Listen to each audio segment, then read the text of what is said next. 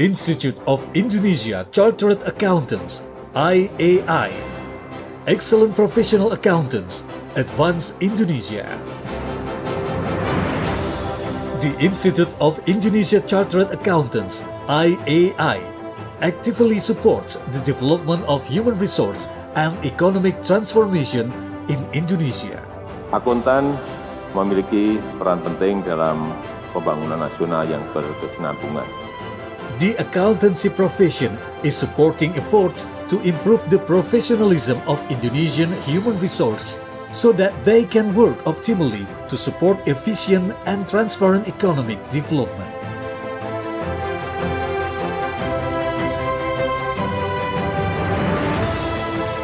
Through Initiative 6.1, which has been established as a general program of the IEI Council for the period of 2018-2022.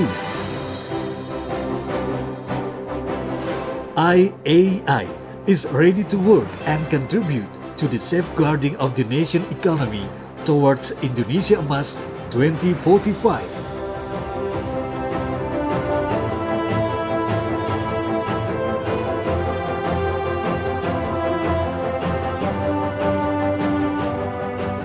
Saya sangat mendukung rencana IAI untuk mempercepat program sertifikasi agar para akuntan di negara kita memiliki kreativitas, inovasi, keterampilan, dan memiliki daya saing, dan sekali lagi dalam rangka mendukung pengembangan ekosistem kita yang lebih akuntabel, lebih efisien, goal-oriented, dan inovatif.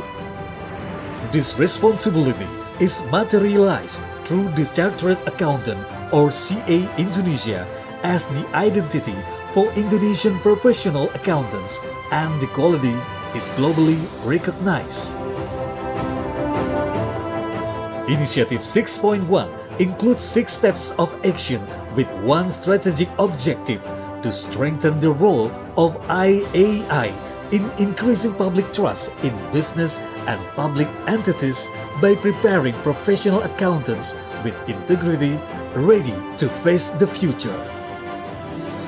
Kepada generasi muda akuntan Indonesia yang menjadi peserta di IFAC, saya berharap agar para akuntan muda juga mampu menguasai teknologi. Jangan pernah berhenti belajar. Manfaatkan kesempatan untuk memperdalami dunia keilmuan dan pengalaman berbisnis, sehingga kemampuan kalian dapat terasah.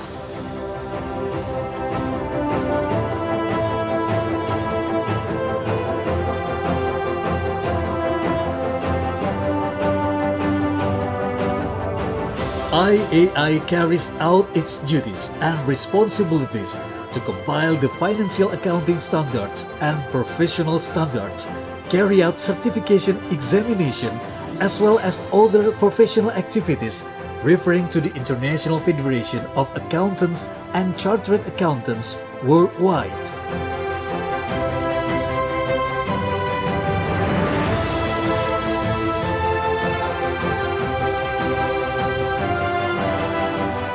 IAI for Society is run to provide greater benefits for the community and to bring the profession closer to public.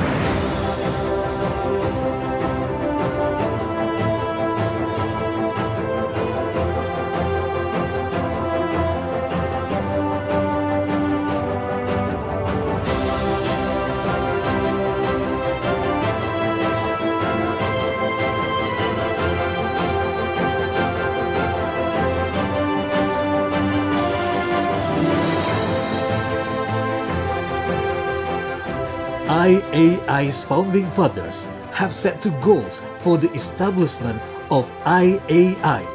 The Institute of Indonesia Chartered Accountants (IAI) was organized to enhance the quality of accountants' education and improve the quality of Indonesian accountants' work.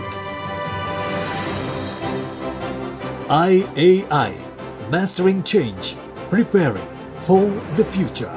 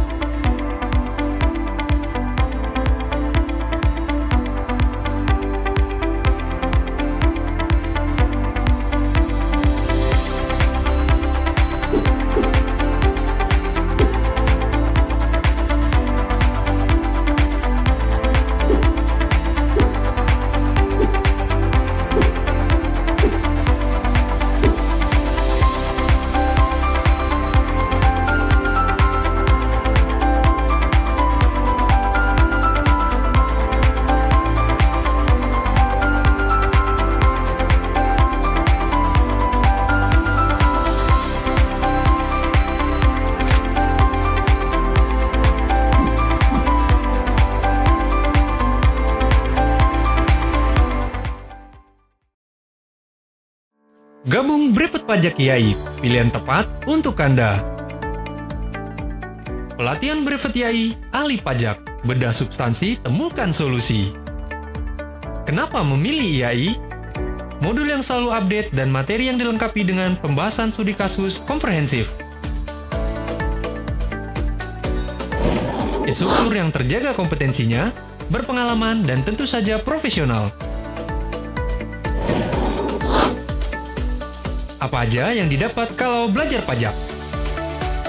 Sudah pasti, kita jadi tahu seluk-beluk perhitungan pajak.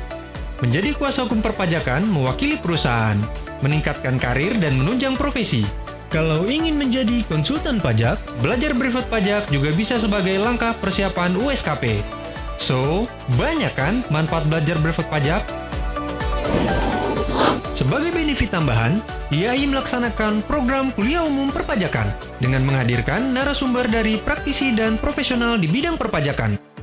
IAI juga melaksanakan gathering alumni brevet untuk senantiasa mengupdate informasi perpajakan. Kalian juga tidak perlu bingung, karena IAI menyiapkan berbagai pilihan waktu belajar, jadi dapat disesuaikan dengan kebutuhan. Bagi teman-teman mahasiswa, IAI juga memberikan harga khusus mahasiswa aktif. Selama pandemi, IAI juga tetap hadir dalam pelatihan brevet pajak secara virtual dengan menggunakan platform Microsoft Teams. Hal ini juga memungkinkan untuk dapat diikuti oleh peserta dari seluruh Indonesia. Dan, untuk diketahui, pelatihan brevet pajak terapan IAI juga diperkuat dengan MOU antara IAI dan Direktorat Jenderal Pajak. IAI juga memiliki kompartemen akuntan perpajakan. yang salah satu kegiatan rutinnya adalah menyelenggarakan regular tax discussion yang mengupas isu perpajakan terkini.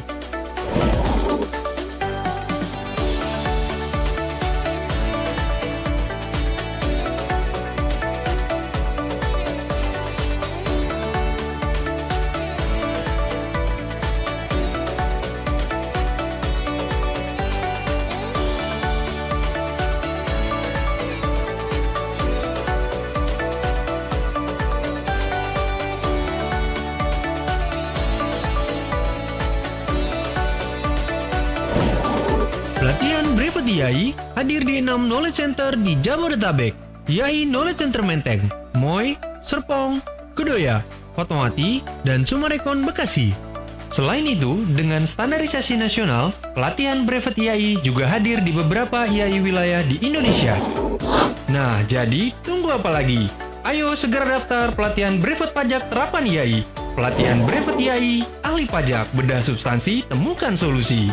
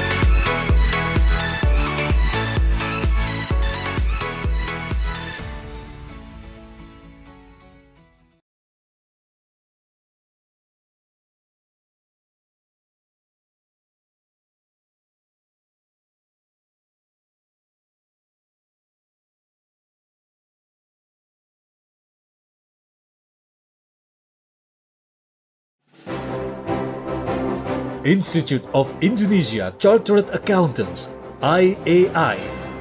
Excellent Professional Accountants, Advanced Indonesia. The Institute of Indonesia Chartered Accountants, IAI, actively supports the development of human resource and economic transformation in Indonesia. Akuntan memiliki peran penting dalam pembangunan nasional yang berkesinambungan. The accountancy profession is supporting efforts to improve the professionalism of Indonesian human resource so that they can work optimally to support efficient and transparent economic development.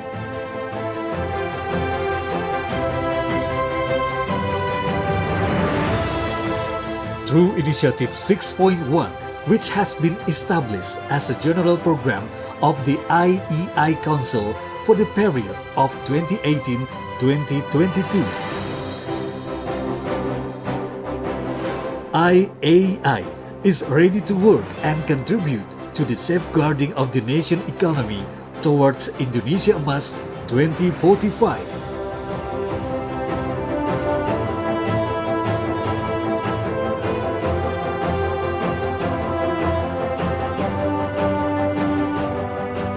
Saya sangat mendukung rencana IAI untuk mempercepat program sertifikasi agar para akuntan di negara kita memiliki kreativitas, inovasi, keterampilan, dan memiliki daya saing, dan sekali lagi dalam rangka mendukung pengembangan ekosistem kita yang lebih akuntabel, lebih efisien, goal-oriented, dan inovatif. This responsibility is materialized through the Chartered Accountant or CA Indonesia as the identity for Indonesian professional accountants, and the quality is globally recognized.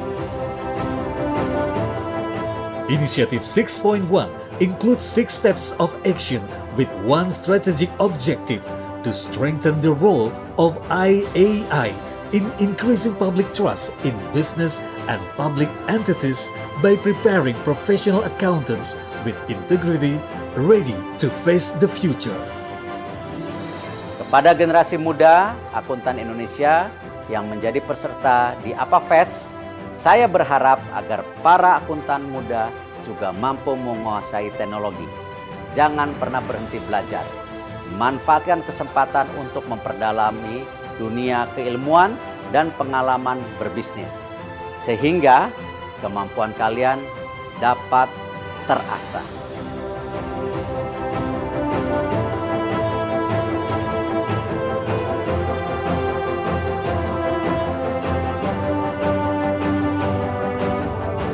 IAI carries out its duties and responsibilities to compile the financial accounting standards and professional standards, carry out certification examination, as well as other professional activities referring to the International Federation of Accountants and Chartered Accountants worldwide.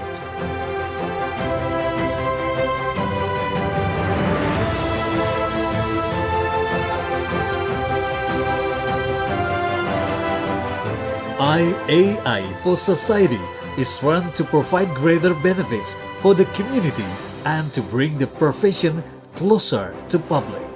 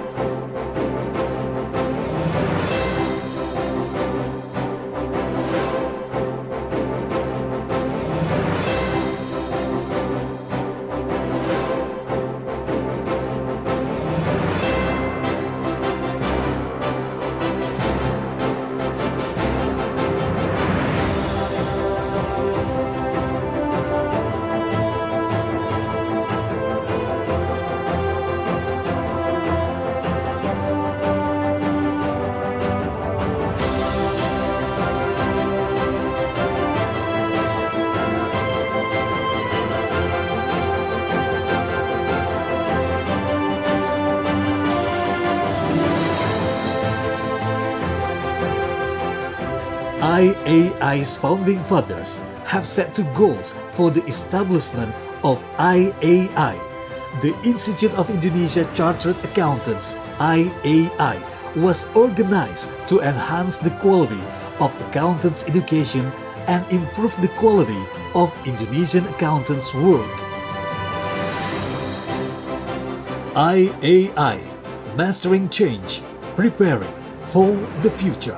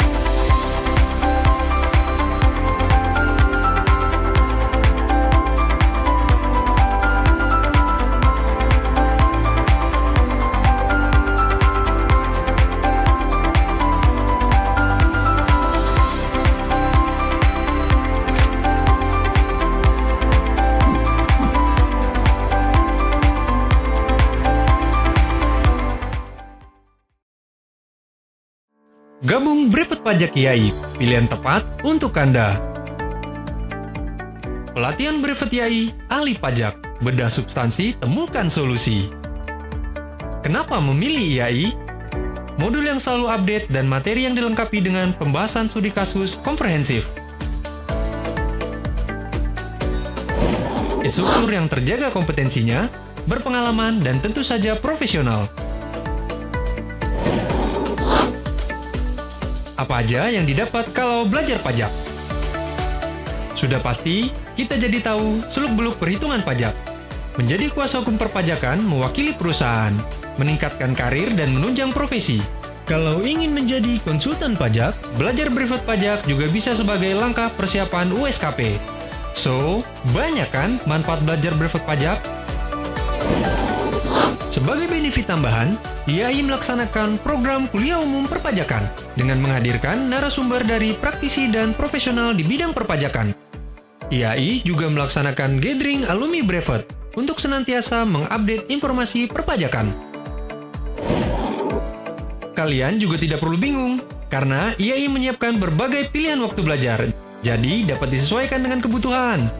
Bagi teman-teman mahasiswa, IAI juga memberikan harga khusus mahasiswa aktif. Selama pandemi, IAI juga tetap hadir dalam pelatihan brevet pajak secara virtual dengan menggunakan platform Microsoft Teams. Hal ini juga memungkinkan untuk dapat diikuti oleh peserta dari seluruh Indonesia. Dan, untuk diketahui, pelatihan brevet pajak terapan IAI juga diperkuat dengan MOU antara IAI dan Direktorat Jenderal Pajak. IAI juga memiliki kompartemen akuntan perpajakan. Yang salah satu kegiatan rutinnya adalah menyelenggarakan regular tax discussion yang mengupas isu perpajakan terkini.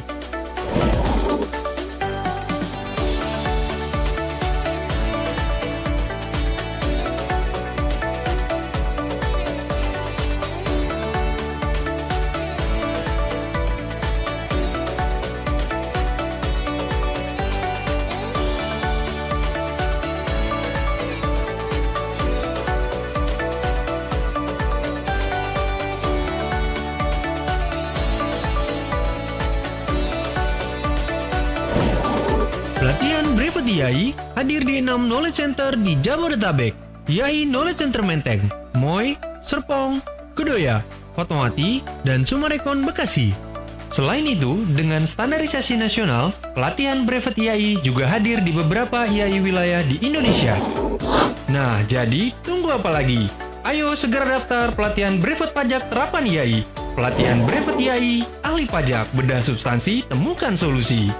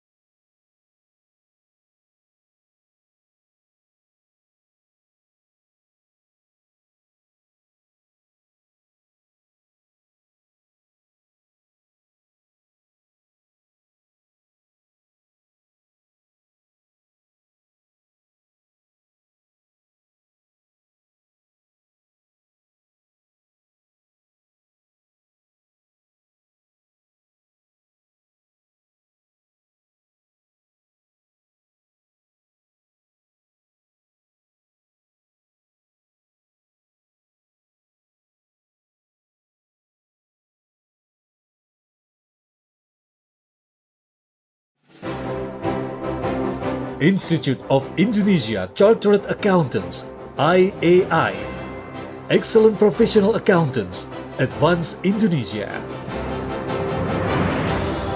The Institute of Indonesia Chartered Accountants, IAI, actively supports the development of human resource and economic transformation in Indonesia. Akuntan memiliki peran penting dalam pembangunan nasional yang berkesinambungan. The accountancy profession is supporting efforts to improve the professionalism of Indonesian human resource so that they can work optimally to support efficient and transparent economic development.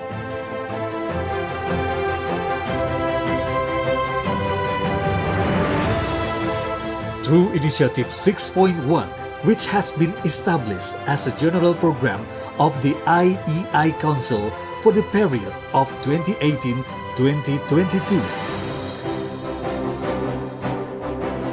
IAI is ready to work and contribute to the safeguarding of the nation economy towards Indonesia Emas 2045.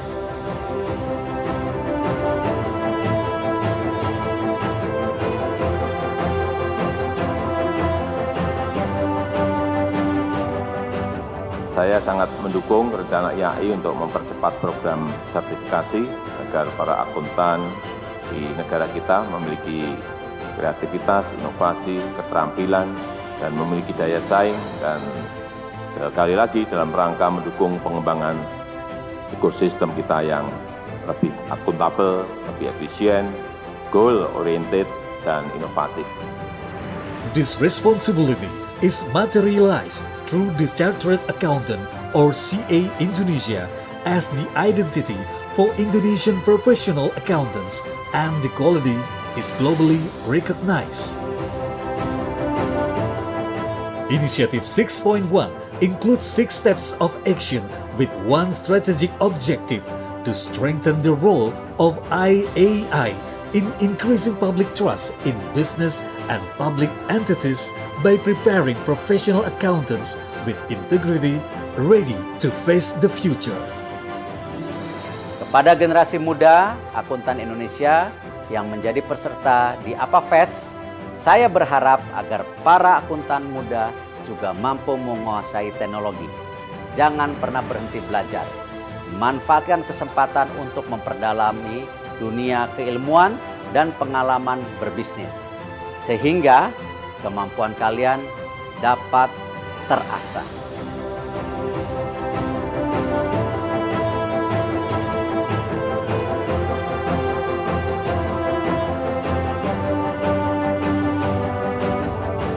IAI carries out its duties and responsibilities to compile the financial accounting standards and professional standards, carry out certification examination, as well as other professional activities referring to the International Federation of Accountants and Chartered Accountants worldwide.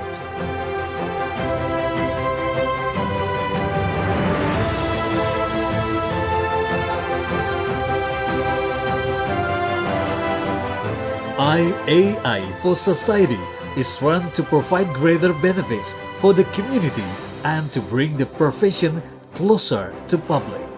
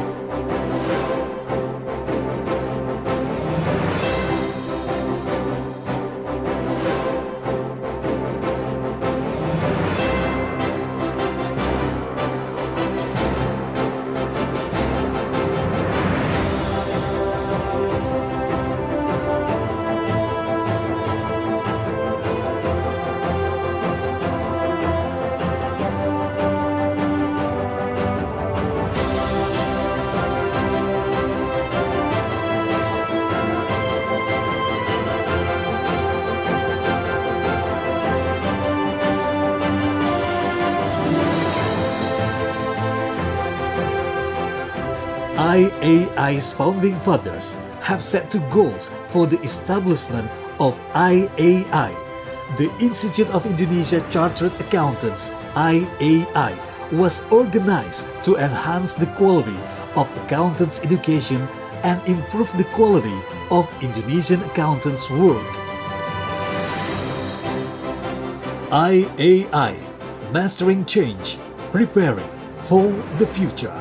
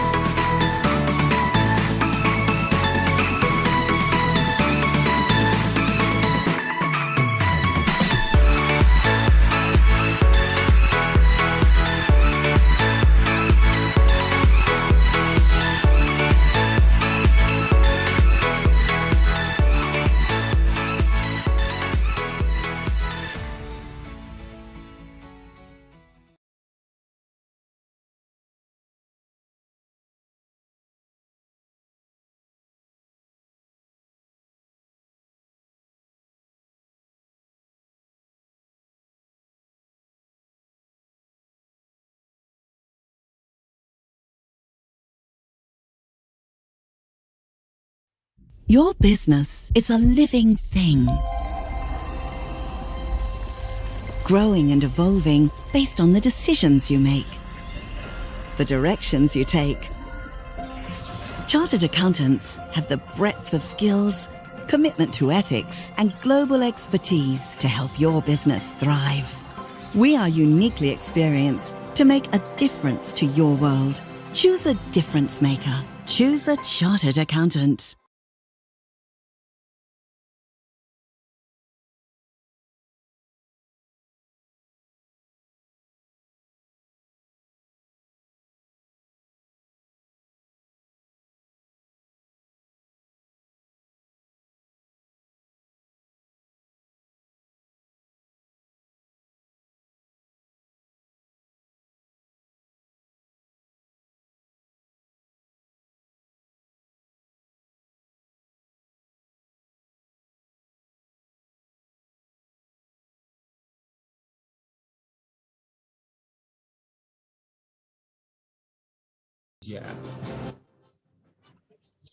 The Institute of Indonesia Chartered Accountants, IAI, actively supports the development of human resource and economic transformation in Indonesia.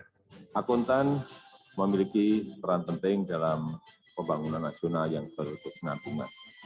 The accountancy profession is supporting efforts to improve the professionalism of Indonesian human resource so that they can work optimally to support efficient and transparent economic development.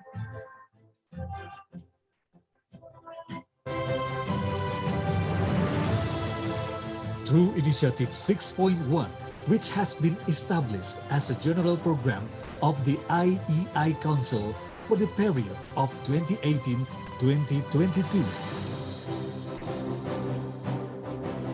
IAI is ready to work and contribute to the safeguarding of the nation economy towards Indonesia Emas 2045.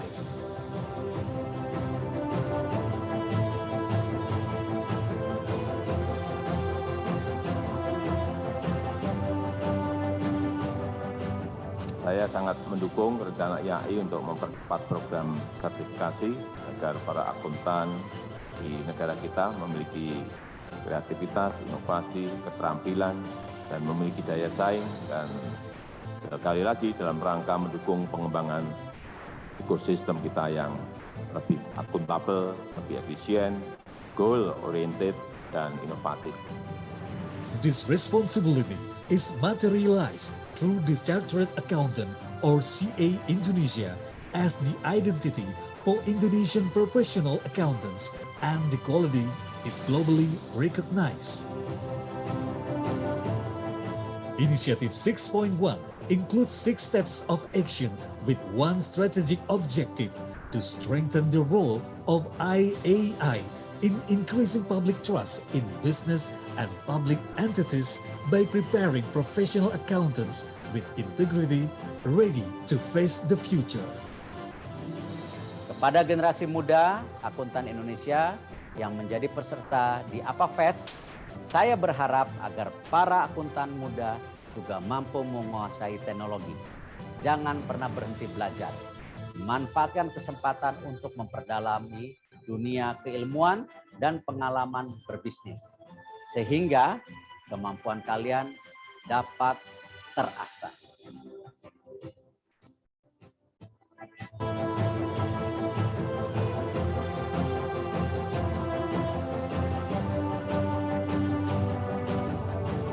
IAI carries out its duties and responsibilities to compile the financial accounting standards and professional standards, carry out certification examination, as well as other professional activities referring to the International Federation of Accountants and Chartered Accountants worldwide.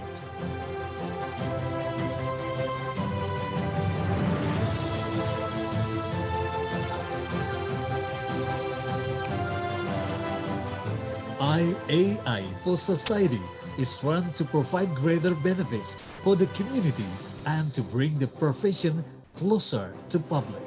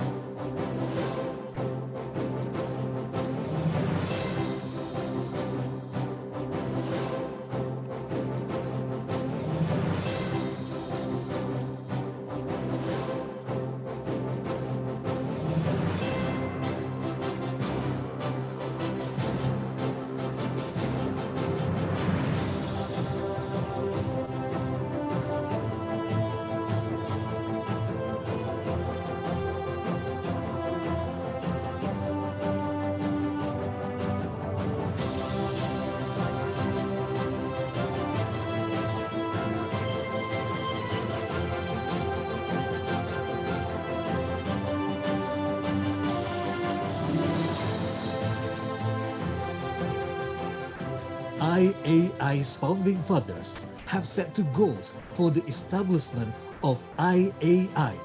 The Institute of Indonesia Chartered Accountants, IAI, was organized to enhance the quality of accountants' education and improve the quality of Indonesian accountants' work. IAI, Mastering Change, Preparing for the Future.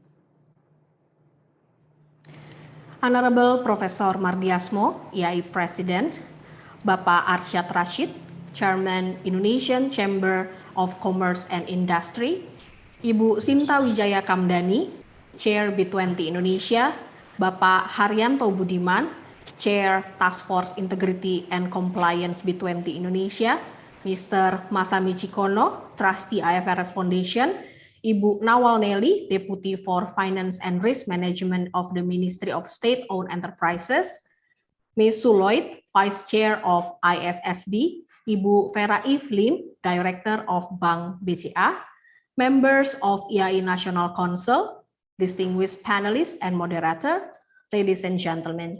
Good afternoon from Geraha Akuntan, Jakarta, Indonesia. My name is Monica Nabilia and I'll be your host for today's webinar.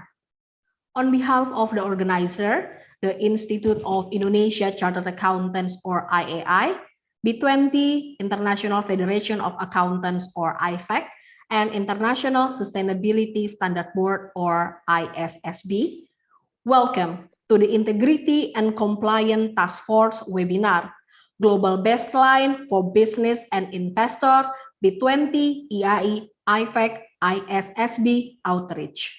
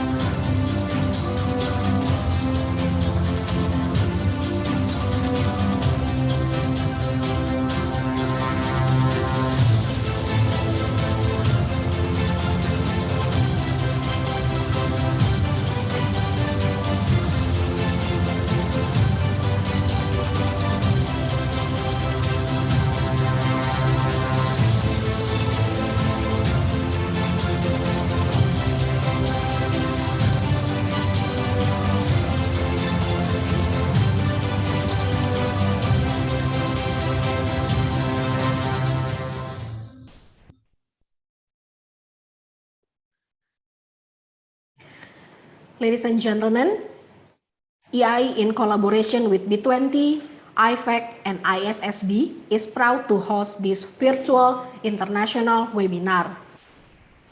IAI is honored to have B20 support to recognize this webinar as part of B20 Integrity and Compliance Task Force side event, as initiated by Indonesian Chamber of Commerce and Industry or KADIN. This webinar is the second from 4 B20 side events that organized by IAI and IFAC in 2022. We still have 2 more events, so please, ladies and gentlemen, stay tuned. Before we begin, I would like to kindly invite you to observe the following housekeeping rules.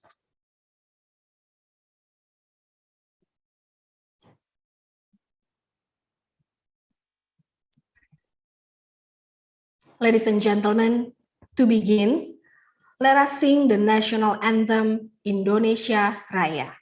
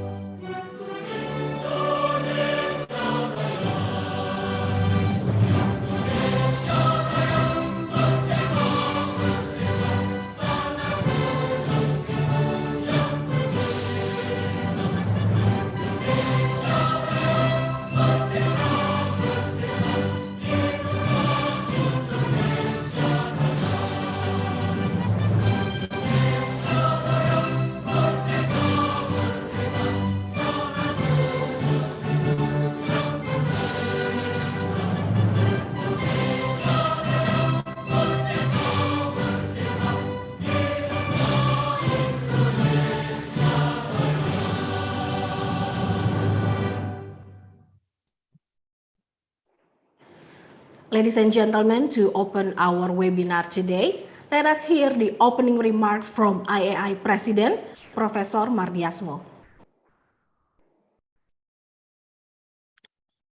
Honorable Mr. Arsyad Rashid, Chairman, Indonesia Chambers of Commerce and Industry, Ms. Sinta Wijaya Kamdani, Chair of the B20 Indonesia, Mr. Haryanto Tibudiman, Chair of Integrity and Compliance Task Force B20, Mr. Masamichi Kono, IFAC Trustee, Ms. Sue Lloyd, Vice Chair ISSB, Mr.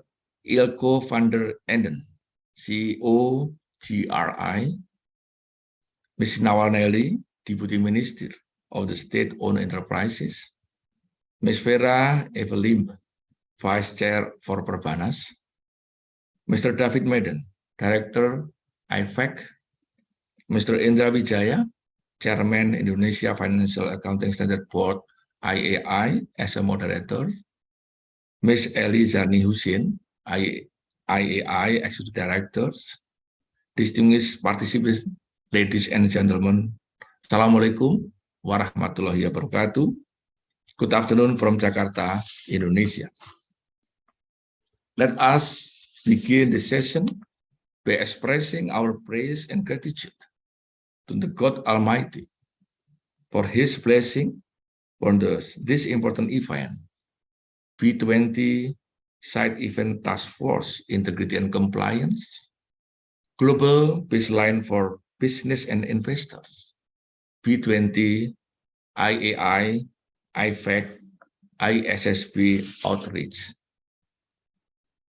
Indonesia exposure, strategic position, and increasingly important role in international world after the appointment of Indonesia as the G20 presidency in 2022 affirmed the confidence of the global climate change action community toward Indonesia.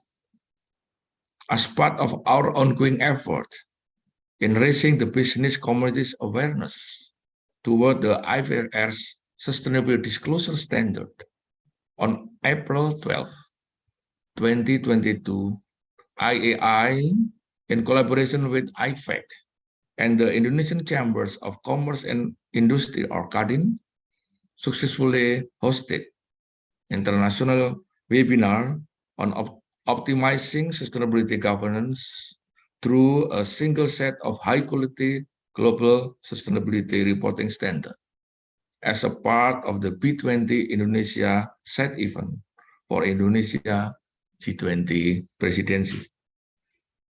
Today's event is the second consecutive B20 IAI side event to maintain the awareness of the importance of IFRS Sustainability Disclosure Standard as a global baseline standard to strengthen sustainability governance, as well as to encourage business community and other stakeholders to give input on the exposure draft IFRS Sustainability Disclosure Standards. In this event, we will listen to input and responses from interested parties on the development of ESG reporting, environment, social governance reporting at global and national level, among others. IFAC Trustee, ISSB, GRI, Ministry of State-Owned Enterprises, Perbanas, and of course, from IAI.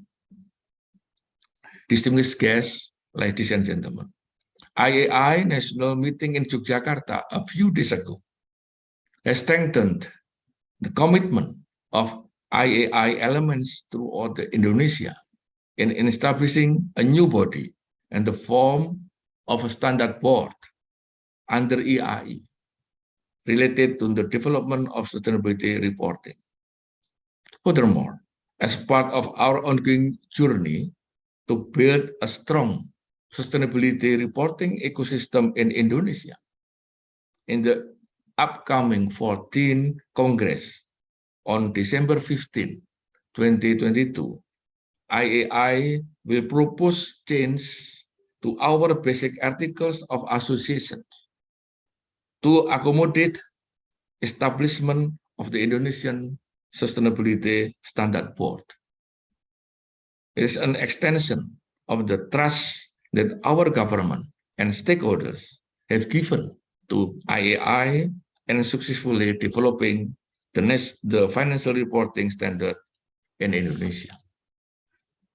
Ladies and gentlemen, I would like to once again thank the B20 leadership for recognizing our role in organizing this event as a part of the global legacy chapter of the B20 Integrity and Compliance Task Force. I strongly emphasize the importance of this collaborative event as part of the legacy charter for Indonesia B20 presidency in promoting sustainability governance by increasing transparency, comparability, and credibility of sustainability report. It is proudly represented in the B20 Integrity and Compliance Task Force by members of our National Council. There is in here Professor Lindawati Gani and Professor Siddhartha Utama as a member of the task force, and Ms. Rosita Ulisinaga and Mr. Isnani Adiat as their respective deputies. This acceptance will further motivate us, professional accountants, to make a greater contribution to Indonesia G20 presidency as part of the global network of more than 3 million accountants and 180 professional organizations in 135 countries and jurisdictions under IFAC, where IAI is a member and co-founder of, as well as a member of the Charter Accountant Worldwide. Our collective focus is on optimizing sustainability governance with emphasis on the emerging importance of sustainability issues. That is end of my speech. I wish you all the best. Have a great day. Assalamualaikum warahmatullahi wabarakatuh. Thank you very much. Waalaikumsalam warahmatullahi wabarakatuh. Thank you, Professor Mardiasmo, for the opening remarks. Ladies and gentlemen, next we would like to invite Bapak Haryanto Budiman, the Chair of Integrity and Compliance Task Force B20 Indonesia, to deliver his opening remarks. Bapak Haryanto, the screen is yours. The Honorable Mr. Arsyad Rashid, Chairman of Kadin, Mrs. Sinta Kamdani, Chair of B20 Indonesia, Professor Mardiasmo, President of IAI, distinguished speakers, guests, ladies and gentlemen. Good morning and good afternoon to all of you.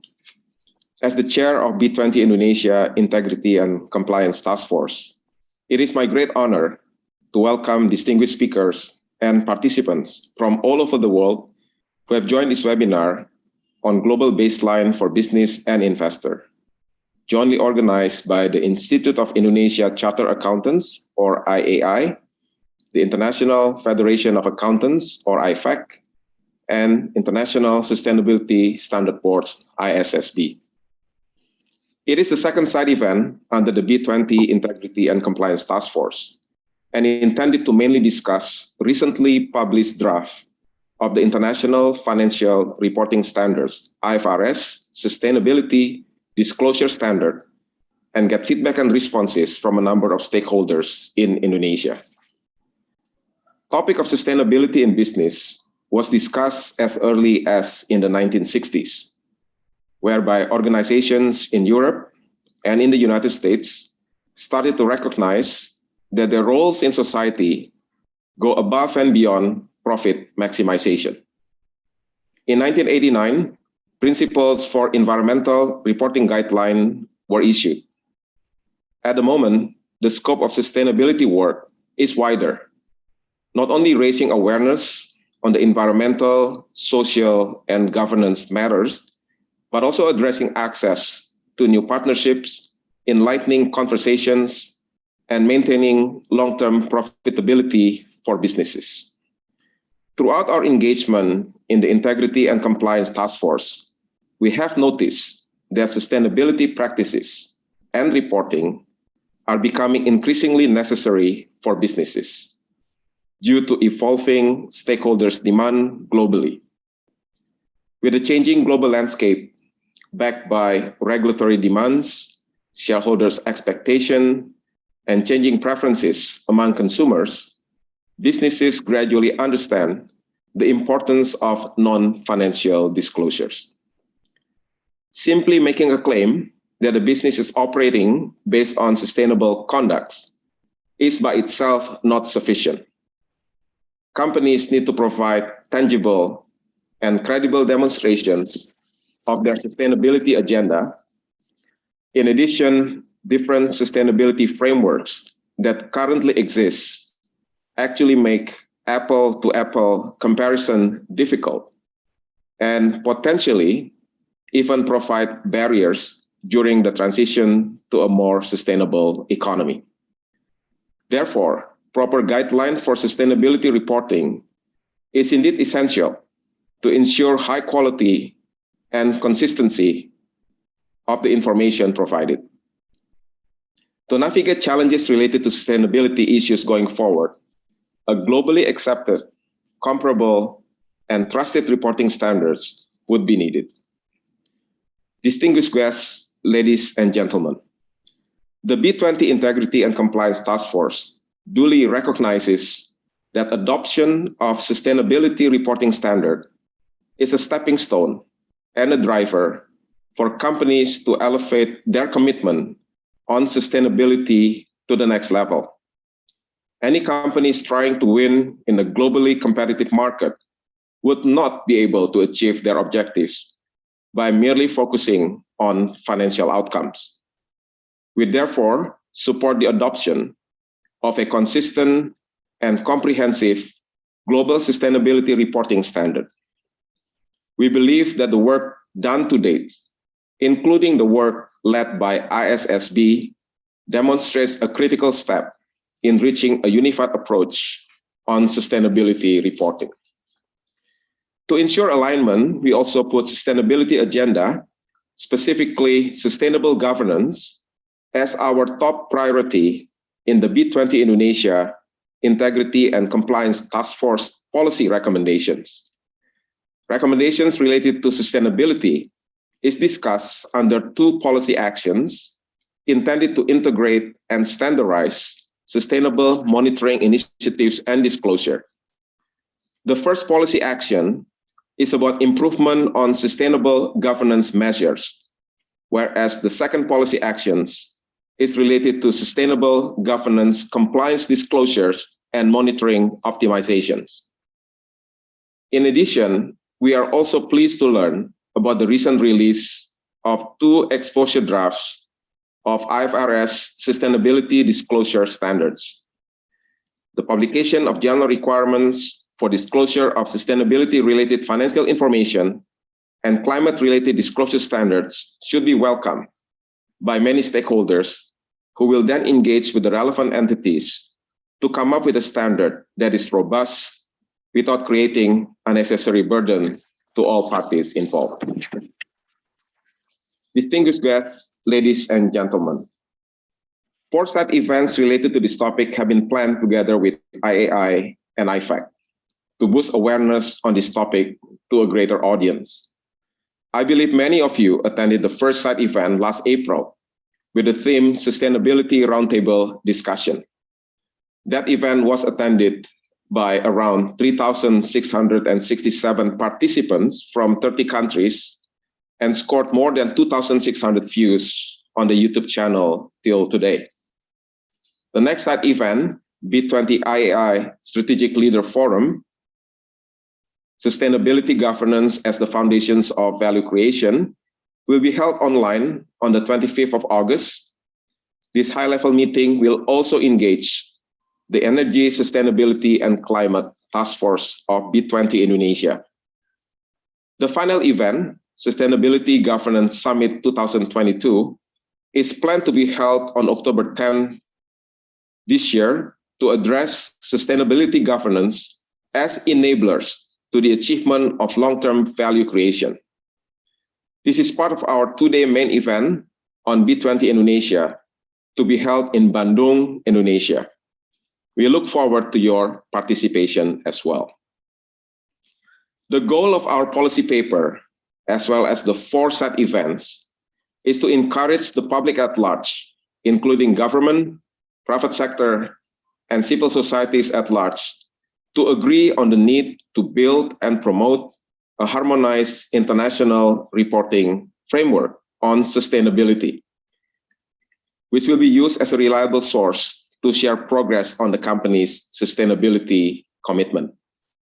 Going forward, sustainability reporting will shift from voluntary to mandatory. Under that context, companies with mature sustainability program will likely be more well-positioned to meet the evolving demands of regulators and stakeholders. These efforts are pretty much in line with our intent to create the legacy of B20 Indonesia. In closing, I would like to convey my deepest gratitude to IFAC and IAI, who have contributed actively as a thought partner in structuring our policy recommendations and also in sharpening our thinking. In addition, this event will not be impactful without the presence and participations of the Indonesian Chamber of Commerce and Industry, Kadin, IFRS, ISSB, Global Reporting Initiatives or GRI, the Indonesian Ministry of State-owned Enterprises, and the Indonesian Bank Association. Finally, I also would like to thank all of the committee members and the organizers that have worked really hard to ensure that this event is running smoothly. Enjoy the rest of the webinar and look forward to your participation in the next set events of B20 Indonesia.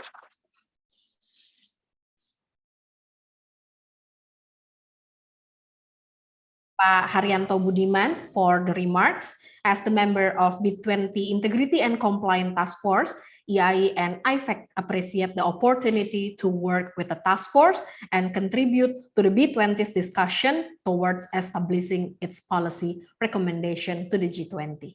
Before we move on to our next agenda, I would like to invite our panelists to have a group picture photo session together.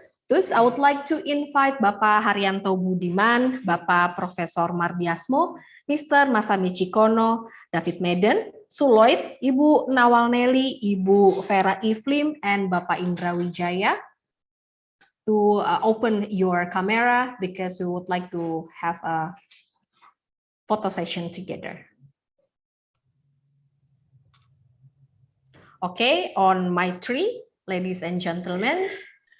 1, 2, and 3. Masih ada hal-hal yang kita sepakat tidak sepakat maupun sudah dicari 2, and 3. We would like to also invite Profesor Sidarta Utama, Profesor Lindawati Gani, Ibu Rosita Uli Sinaga, Ibu Elizarni Husin, Bapak Edward Tanujaya, Bapak Binsar, and Ibu Istini Sidarta to open your camera. We would like to do a photo session as well. Again, Profesor Sidarta, Profesor Lindawati Gani, Ibu Rosita Uli Sinaga, Ibu Elizarni Husin, Bapak Edward, Bapak Binsar, and Ibu Istini. On my 3, 1, 2, and 3. Another 1, 1, 2, and 3. Thank you, ladies and gentlemen. Ladies and gentlemen, next we would like to kindly invite Ibu Sinta Kamdani, the Chair of B20 Indonesia 2022, to deliver the remarks. Professor Mardiasmo, President of the Institute Indonesia Chartered Accountants, Pak Arsyad Rashid, Chairman of Kadin Indonesia, Pak Haryanto Budiman, Chair of the Task Force Integrity and Compliance B20 Indonesia. All invited speakers and attendees, good afternoon and pleased to present my remarks in this special occasion today. Let me begin by expressing my gratitude to IAI and colleagues on the B20 Task Force Integrity and Compliance for the ongoing efforts to organize one of the B20 side events to raise awareness of the importance of the IFRS Sustainability Disclosure Standard as a global baseline standard for strengthening sustainability governance. This side event is also vital in terms of promoting and advocating for the B20 priorities among stakeholders, as well as reflecting the practical approach to promoting global, innovative, inclusive, and collaborative economic growth. More than ever, global economic growth is indispensable to sustainable development. However, according to the OECD, developing countries face a funding shortage of $1.7 trillion to keep them on the pace to meet the 2030 Sustainable Development Goals. Fortunately, COVID-19 has an amplified ESG awareness and expectation among investors, public policymakers, and businesses.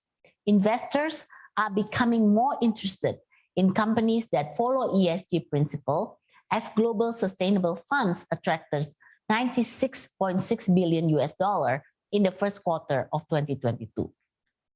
For this reason, sustainable governance standards are more crucial than ever in driving long-term investment across all businesses. While investor interest in the ESG performance of business continues to grow, the quality of ESG disclosure remains of the biggest challenges. Among 1,400 businesses surveyed by the International Federation of Accountants, only 51% of businesses back up their reports on sustainability with assurance.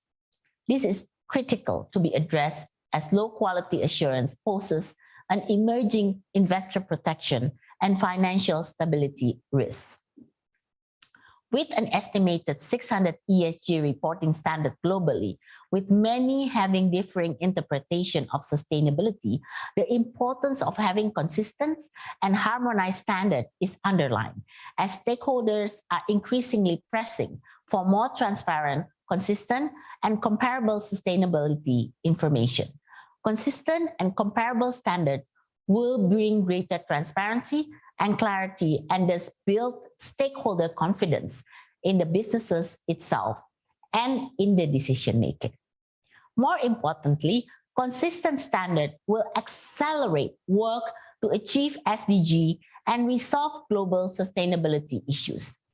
To help achieve clarity and encourage alignment, the Business 20, as the prestigious G20 engagement group, represent over 15 industry and more than 2,000 of global businesses and private sector, has advocated the urgency to promote the global sustainable reporting standard. In the B20 Italy, the issue of fostering sustainable governance had been emphasized through supporting the efforts toward uniformity of sustainability reporting standard across jurisdictions. This year, B20 Indonesia has a strategic chance to lead the global sustainable governance effort, where we focus on delivering actionable and sustainable policy recommendation that tackles critical governance issues across the globe.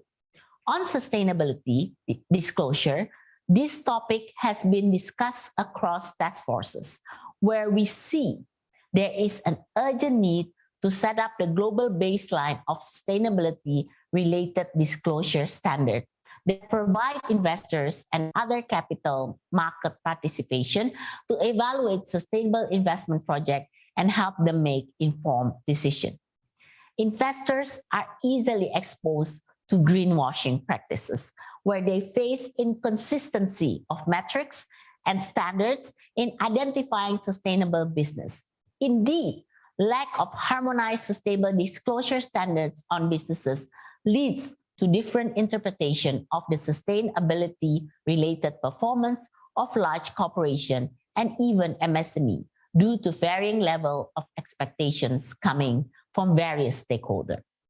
For that reason, our task forces believe that we should promote and accelerate the adoption of a high-quality, globally converged and accepted sustainability reporting standard recognized by all G20 member states and ensure that business entities are equally obliged to establish sustainable governance based on the standard.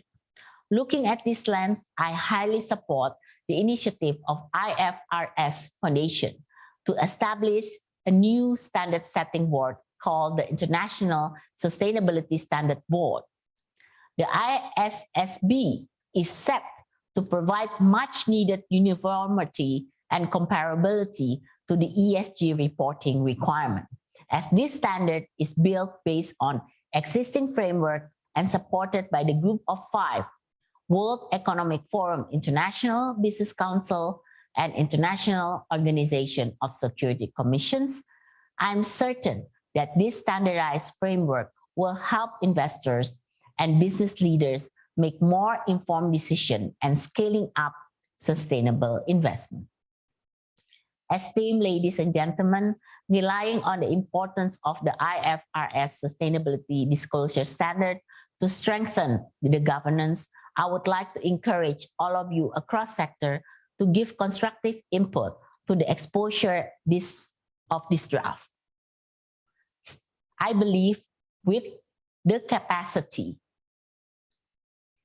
of invited speaker today, we will get the most comprehensive thoughts, reviewing from the perspective of the business actors, investors, and regulator.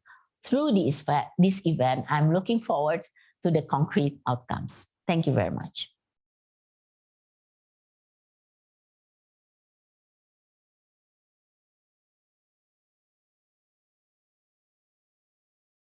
Thank you, Ibu Sinta, for the remarks.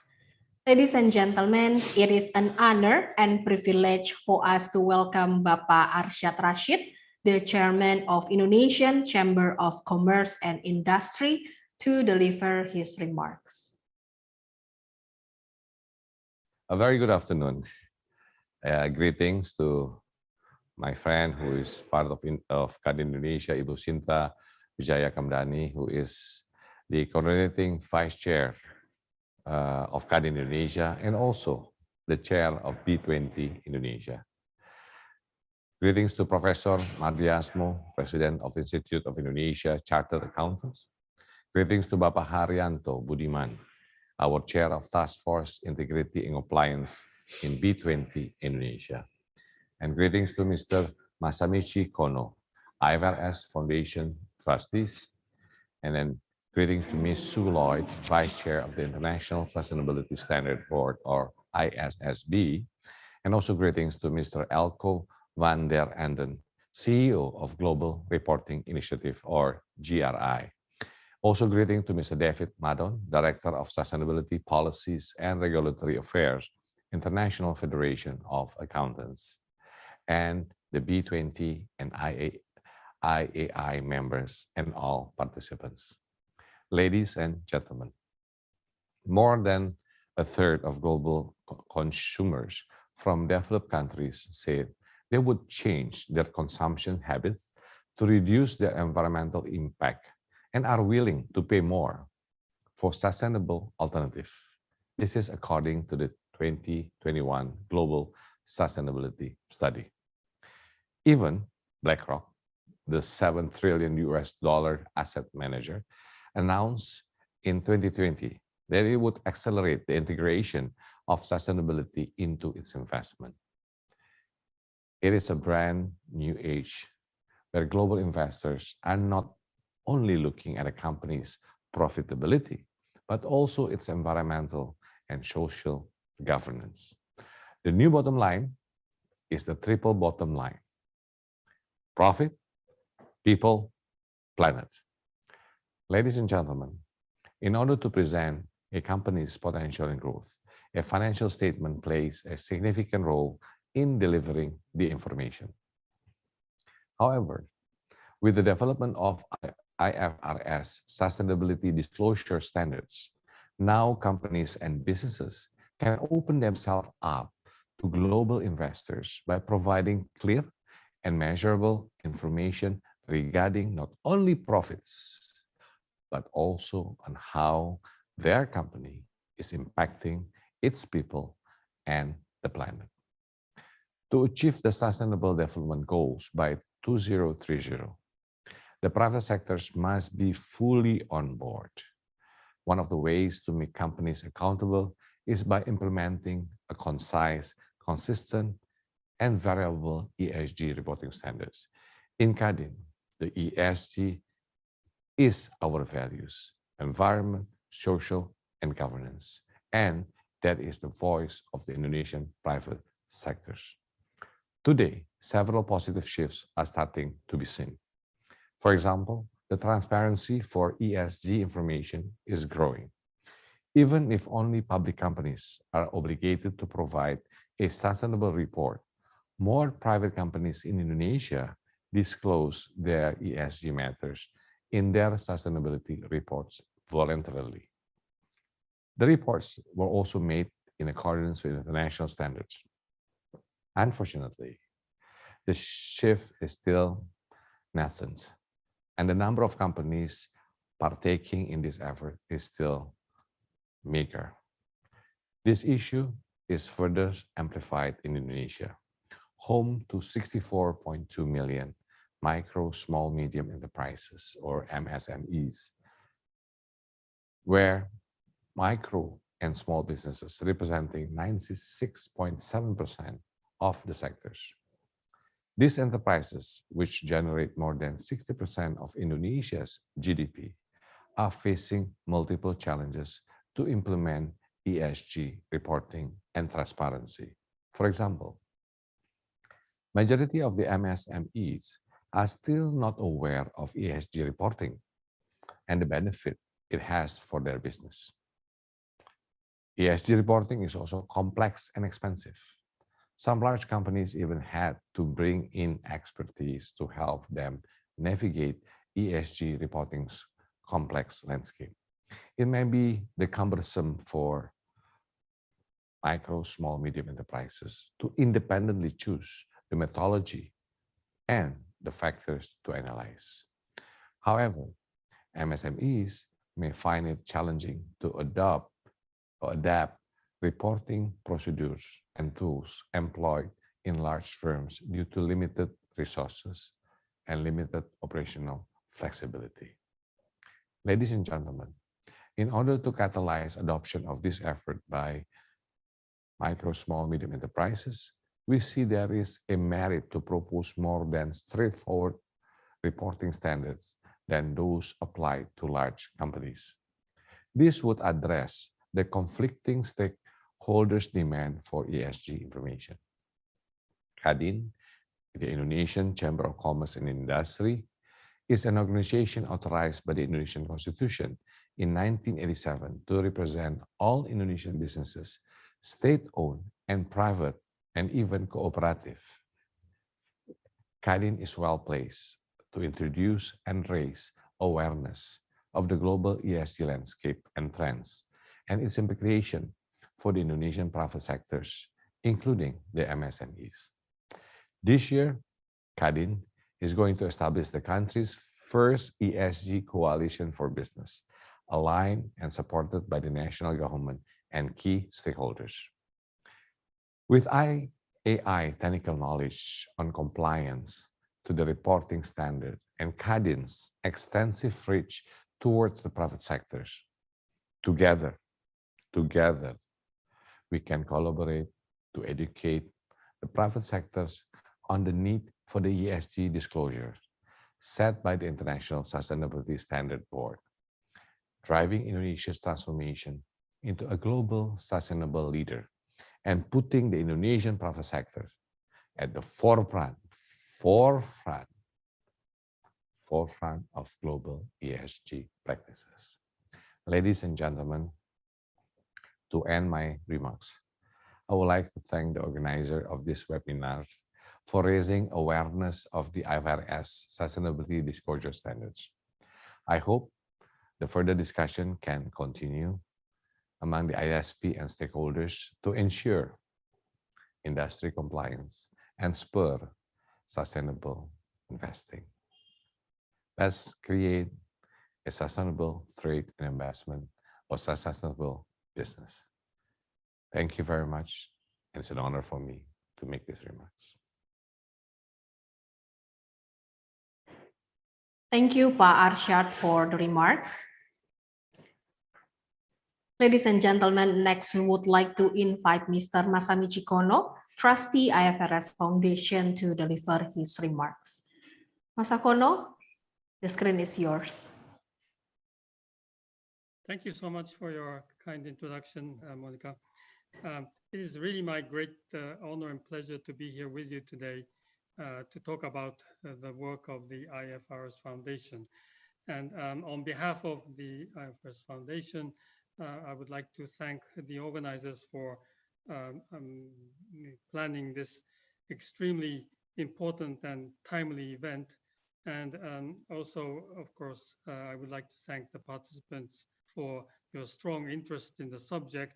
And we do need to have your support in achieving our goal of developing international sustainability disclosure standards. And I would just like to mention that we are really honored by the task given to the foundation, but at the same time humbled by the huge challenge that we have in achieving this goal. And I thank Ms. Shinta Kamdani for referring to some figures from the OECD, and I retired from the OECD 6 months ago. And we were really wondering about the huge challenge ahead of us in mobilizing private capital for the sake of sustainable development. And we need to work on this now, and this is urgent. From here, I would like to use some slides to explain who we are and also what we are doing very briefly. And then Sue Lloyd, our capable vice chair of the ISSB, will explain to you in more detail what those standards are all about, the exposure drafts and our goals. So could you turn to the next slide, please? Thank you. Well, the IFRS Foundation is an independent and a non-profit organization with a three-tier governance structure. And you can see this here on this chart. Basically, why we take this structure, this is because we want the boards, the International Accounting Standards Board, and then the newly established International Sustainability Standards Board to develop those standards on an independent and inclusive basis, which will be supervised by the IFRS Foundation trustees, and I'm a member of that trustees group. We will certainly provide the necessary governance, discuss the budget, the staffing of the work, and also provide other proper oversight. And to, of course, link this to the official sector because of those capital market authorities responsible for supervising and regulating capital markets will need to provide their oversight through this monitoring board. And therefore, we have this three-tier structure. And one footnote to this is that we have an advisory council, which was, of course, up to now, providing advice in terms of the accounting standards that this foundation and the ISB has been developing, which will now also provide advice in the context of the ISSB. Next slide, please.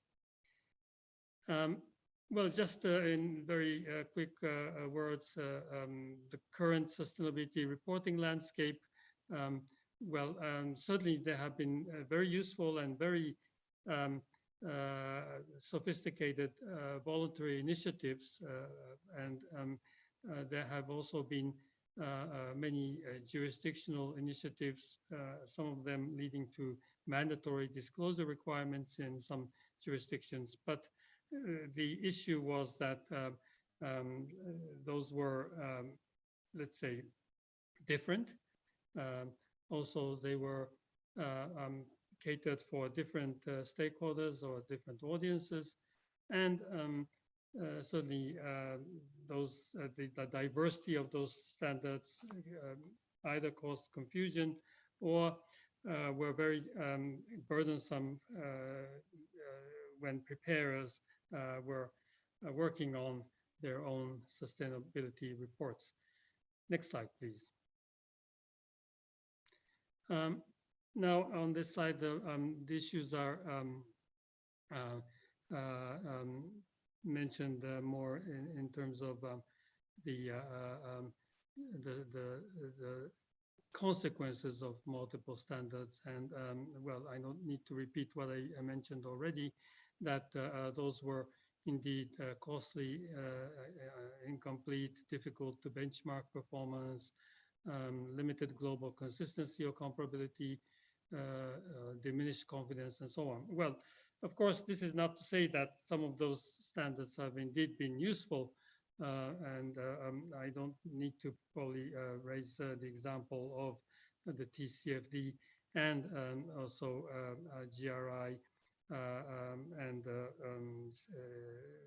integrated reporting and SASB and so on. But the effort that this foundation, the IFARS Foundation, is to integrate all of those useful elements and accomplishments into one set of high quality, internationally applicable and accepted set of sustainability disclosure standards. Next slide, please. Why we came to this point? This has actually been demand driven. That is, it is not initially the IFRS Foundation that was fighting to start this work. It was more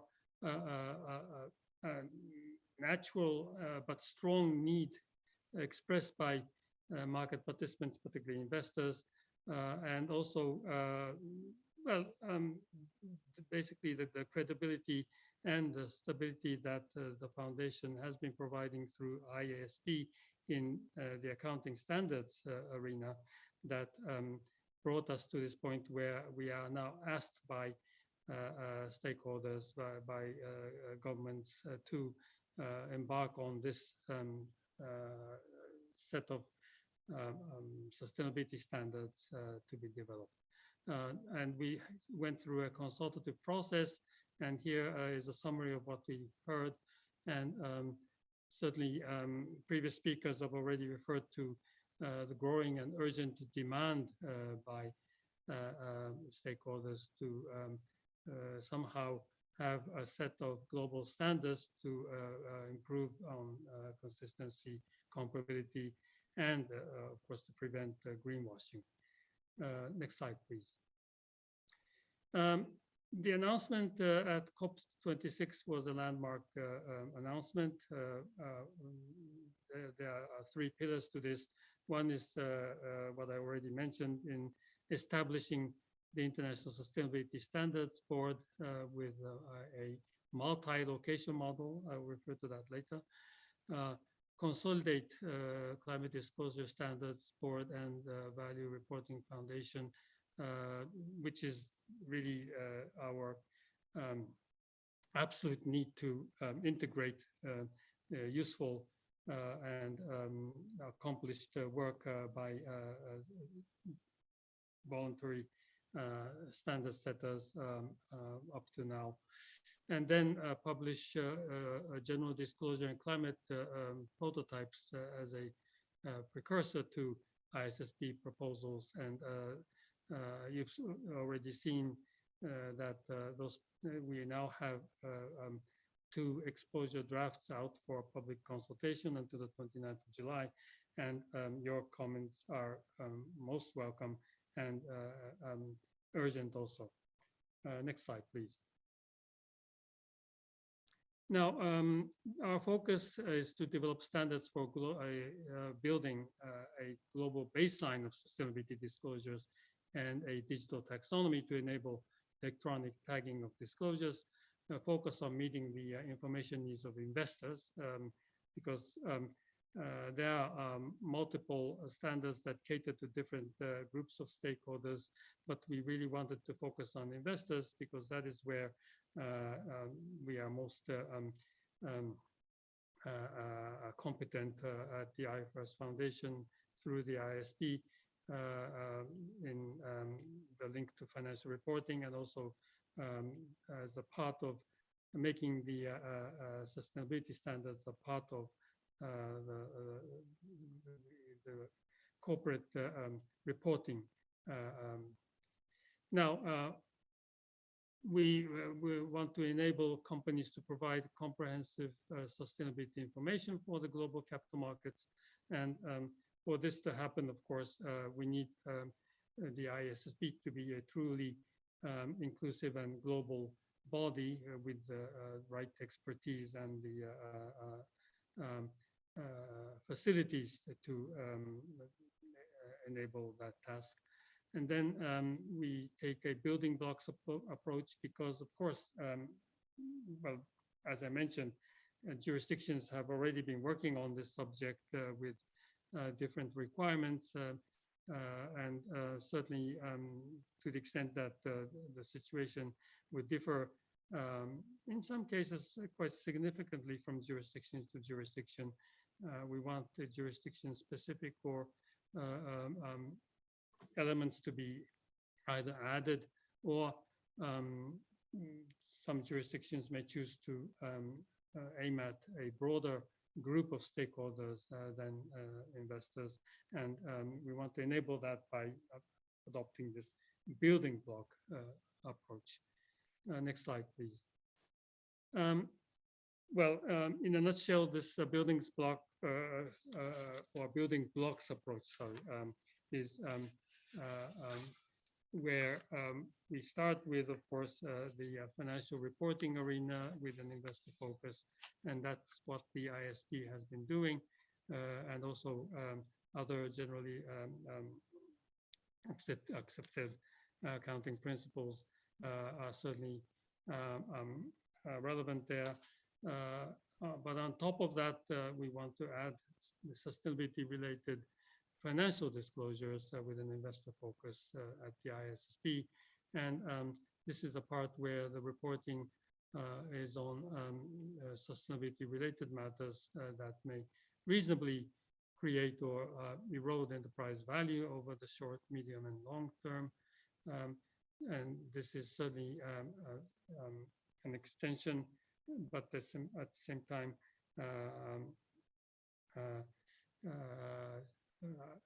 say a value added in terms of the information needs of the investor community, as opposed to the narrow definition of financial reporting. Now, we have outside of this boundary a sustainability reporting space where those reports are catered for the needs of broader multi-stakeholder communities. And this can be added on top of the baseline set standards that the ISSB is developing. And some jurisdictions, as I mentioned, have already started to work on this. And with our collaboration with GRI, we certainly want to make for a, let's say, a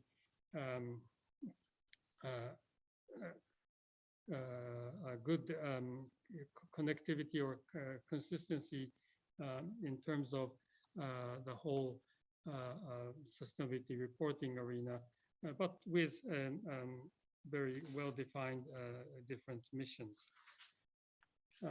Next slide, please. Well, this is really the initial or inaugural membership of the ISSB, but this is only the first cohort of our expert board members, and I would say very soon we will have more members coming in to constitute a quorum and then a full board, and we want to do this as soon as possible. But at least the quorum of 8 members will be needed by the end of July. Next slide, please. Achieving compatibility between the accounting standards and sustainability disclosure standards. I already referred to this a bit, but let's say, viewed from the investors, of course, we need to have let's say, consistent corporate reporting, and we will ensure this by, let's say, we use the words connectivity and compatibility.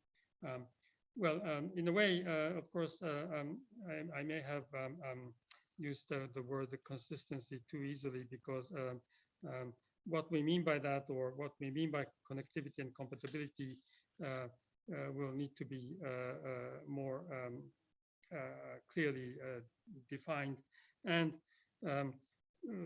this work will have to be done by both boards, the IASB and the ISSB, working together. And while the boards will be independent and complementary of each other, they should work together to with the aim to provide comprehensive information to investors and other providers of capital, and also we, the trustees, will be overseeing this and providing strategic direction. Next slide, please. So since COP26, I think it's fair to say that we made significant progress. We have appointed the leadership team with the chair of the ISSB, Emmanuel Faber, Vice Chair Sue Lloyd, and Janine Gill as a special advisor. And then we've adopted a multi-location model where in each of the broad regional, the broad regions of the world, we have a base, and we have the chairs based in Frankfurt, the chairs and vice chairs are based in Frankfurt, and then we have a North American base in Montreal. We have an existing office in Tokyo, but the Asia Pacific base will be determined later this year. And we have worked on the consolidation with CDSB and BRF. We also concluded a cooperative MOU with GRI. And now we have published proposals for the inaugural IFRS sustainability disclosure standards. And now the current focus is, of course, to complete the appointments of the ISSB, complete the multi-location model in terms of staffing, etc. And so Asia Oceania is quite important, and certainly your interest in Indonesia and the region will be most welcome. Also, actually, we need your participation and support for the work. And we will be, or we are appointing advisory groups, preparing the final bit of the consolidation, and the all-important exposure drafts of the standards. We are now in this final phase of consultation until the end of July. But then, of course, there will be deliberation. There will be several board meetings in which there will be in-depth discussions over the comments and what shape the final standards should take, the objective being the end of this year. Now, next slide, please. All this has been supported by the G7, G20. I put here the most recent one only because it is most recent, in which the G7 actually welcomed the inauguration of the ISSB and its progress of work and so on. And we also were very delighted to be welcomed by the G7 in issuing this path to global baseline statement of 18 May and so on. But I should not forget to mention that actually the G20 is all important because, of course, it is a group that has Indonesia as its presidency this year. And we really would like to benefit from collaboration with the G20 presidency. And this can only happen with your strong interest and support. And certainly, I think it is a great opportunity for Indonesia to lead a global initiative that will certainly make a difference for the capital markets into the future.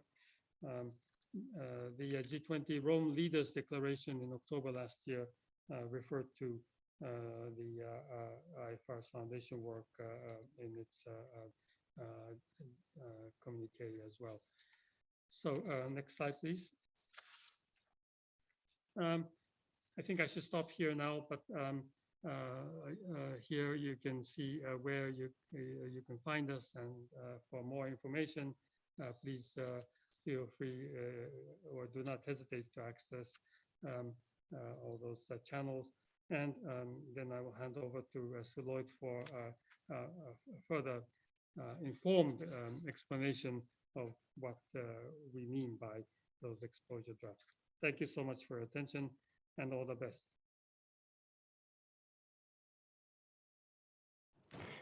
Thank you, Masakono, for the remarks.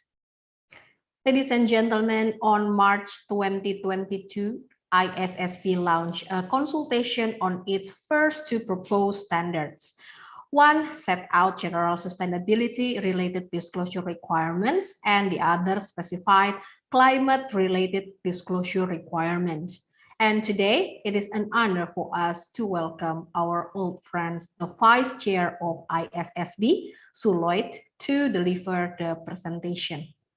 Sue, the screen is yours. Thank you so much, Monica, and nice to see you. And thank you very much to all the esteemed presenters, and thank you very much to IAI and IFAC for this wonderful B20 presentation. It's a wonderful opportunity for us to talk about our exposure drafts and really to encourage you to provide your input, which is so important to the quality of our work. So Massa's done a very good job of setting the scene, and you will see that we have a global baseline because we have some similar slides in our presentations. But what I will do is go quickly through some of the first slides and also take the opportunity to present them a slightly different way, in some cases, to set the scene for what I want to explain about the exposure drafts. So if I move on to the next slide, and then to the next one. Can I go to the next one? And actually, I'll move on to the COP26 slide on the next page. So as Massa rightly said on the next slide, at COP26, on the next slide, we were really delighted with the announcement of the International Sustainability Standards Board, which is a precursor to the exposure drafts that I'm going to talk about today. And as many of the speakers have said in the wonderful introductions today, this is a really important opportunity to improve the quality of information around the world and to remove some of the complexity, both for those who want information about sustainability, but also importantly for the companies who need to provide this information, to really tidy up the reporting regime with this idea of a globally consistent set of standards. And we were really delighted at COP26 that in addition to announcing the establishment of the board, the trustees announced that they had managed to agree with the consolidation of the Climate Disclosure Standards Board and the Value Reporting Foundation, which has really helped us in our exposure drafts. And I'll talk about that a little bit more today. And also at COP26, we posted on the IFRS Foundation website the very first drafts, really, of what you now see as our exposure documents. And these were the recommendations that we had prepared for the new board of what we thought the Technical Readiness Working Group, what we thought the new board's new standards should look like. And they were really the first drafts of the exposure drafts. So moving to the next slide. So as Mas has said, our vision here is to come up with what we call a global baseline of sustainability disclosures. And what do we mean by that? We want to set out a set of requirements that mean that companies around the world would all be providing a consistent and comparable set of information about sustainability risks and opportunities. That would mean that investors would have high quality information, transparency to understand the risks and opportunities that they're exposed to, and that could be compared by investors around the world. We also plan to have a digital taxonomy. That would mean that we would have a digital version of this information available for investors around the world. And we've started working on that as well. Now, this global baseline that I talk about, we talk about investors a lot because they are big beneficiaries if we can identify a really good set of information to support their decision making. But it's also really important for investors, particularly for multinational companies, because it reduces the risk that they would need to provide different information for their reporting requirements in different jurisdictions. Moving to the next slide, I'm going to talk about this building block approach, which is what we also talk about in addition to the global baseline. So as Massa explained, we have the fortune in the IFRS Foundation to have the two boards, the sister boards, the Accounting Standards Board and the Sustainability Standards Board sitting side by side. And that means that we have a wonderful opportunity to draft our sustainability standards in a way that works well with financial statements prepared using IFRS accounting standards. But we know that not every company around the world applies IFRS accounting standards. So when we draft our sustainability standards, we're actually doing them in a way that means that even if a company is not applying IFRS accounting standards, they can also use our sustainability standards.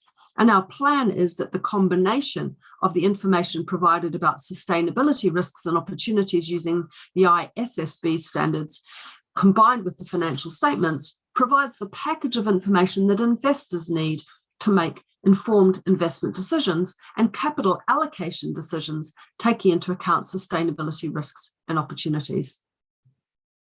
Now, we talk a lot about this building block approach, and I'm going to take a moment to explain what we mean when we use that term. Our vision is that companies around the world would provide a consistent set of information to meet investor information needs. So wherever you were in the world, you would see that same set of information.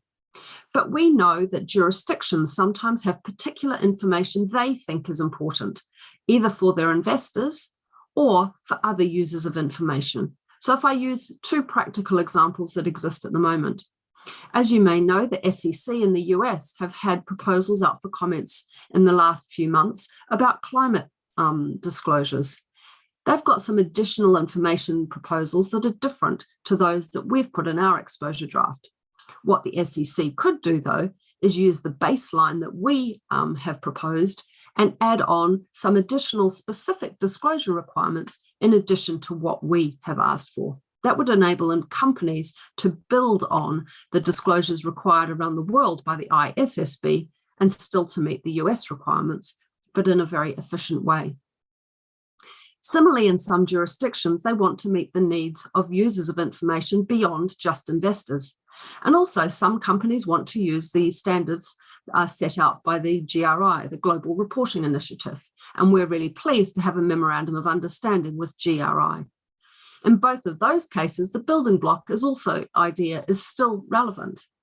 Using the example again, if you wanted to meet broader information needs beyond investors, you could start with the set of information that the ISSB requires to meet your investor information needs and add on additional information to meet the broader needs of other users of information beyond investors.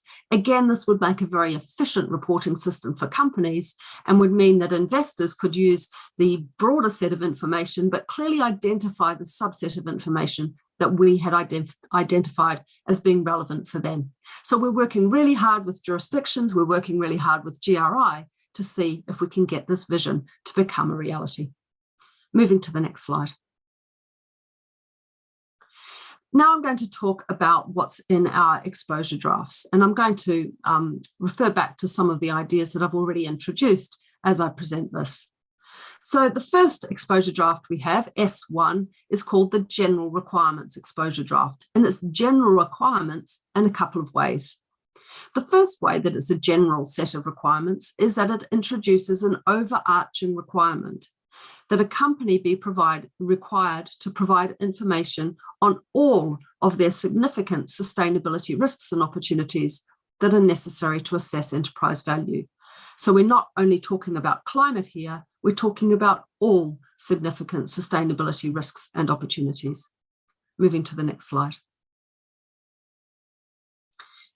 Now, what's really important here is what type of information are we asking for? We're asking for a very particular type of information.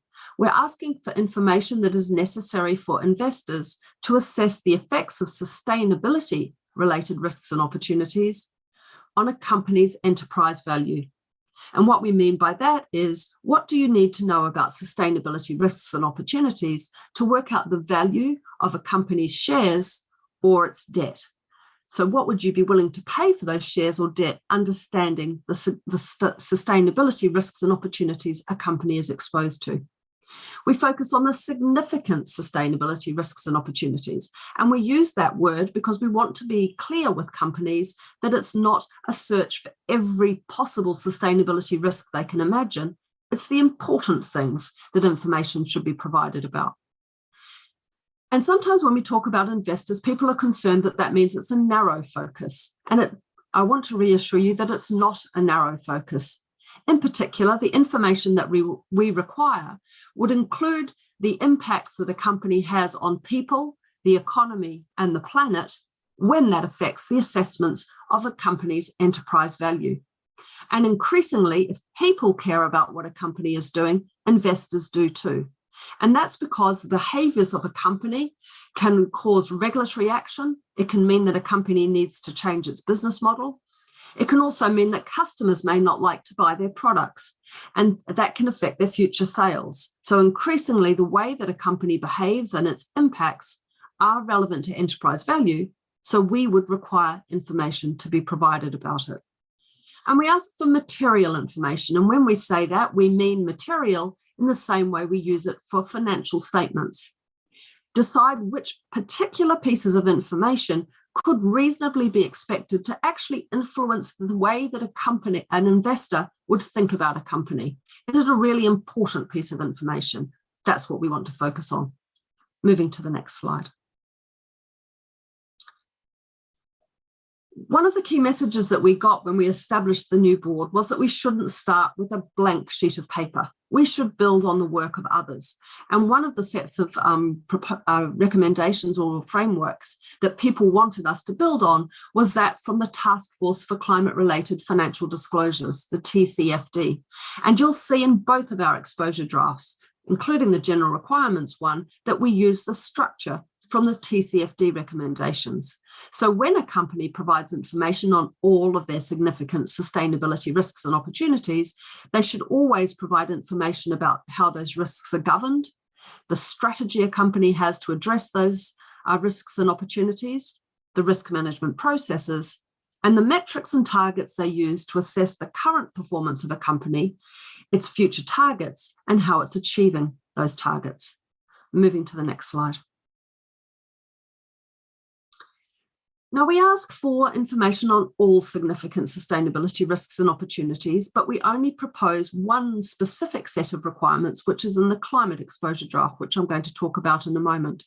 So what does a company do to identify and provide disclosures on other sustainability risks and opportunities? This is where we benefit from the consolidation with the Climate Disclosure Standards Board and the Value Reporting Foundation, who bring with them the ISSB standards. In our general requirements document, we tell companies to look at the ISSB standards, the CDSB framework, and industry practice to identify which sustainability risks and opportunities may be relevant to their investors and what disclosures to provide about those sustainability risks and opportunities. And to help people understand how to do that, in the appendix to the General Requirements Exposure Draft, we use two examples to illustrate how to use the ISSB standards and the Climate Disclosure Standards Board framework to achieve that requirement. Moving to the next slide. Ya, terima kasih Pak. Ini diatur. Sorry, I said that this was a general requirements document because it introduced some general requirements. And in addition to the general requirement to disclose on all significant sustainability risks and opportunities, the other way in which this exposure draft is a general set of requirements is that it sets up some basic ideas about the nature of the reporting that we're asking for. And I want to highlight a couple of the key proposals there. One is a requirement to make it clear to investors how the information provided about sustainability risks and opportunities is related to the information in the financial statements. We ask for linkages to be clear, and we say that where relevant, assumptions should be consistent between that included in the sustainability reporting and in the financial statements. We also want the sustainability reporting to be part of the general purpose financial reporting package. And we want the sustainability reports to be provided at the same time as the financial statements. This is because of the linkage we see in this information and also to support assurance of the sustainability information. Also, because of this building block approach that I was talking about, we know that jurisdictions may ask companies to provide additional information that's a complement or an add-on to that required by the International Sustainability Standards Board. For that reason, in our document, we say that a company is allowed to provide additional information in its sustainability reporting. But we ask that if that happens, it does not obscure or clutter the information that is required by the ISSB. And that's because we want to be sure that investors don't miss the information that we have identified as being important for them when they're making their investment decisions. Moving to the next slide. So moving now to our second exposure draft, the climate exposure draft. Now, the relationship between the two exposure drafts is that if you read the general requirements exposure draft and you identify climate as a significant sustainability risk or opportunity, then you would apply the climate exposure draft to work out what particular disclosures to provide to the market.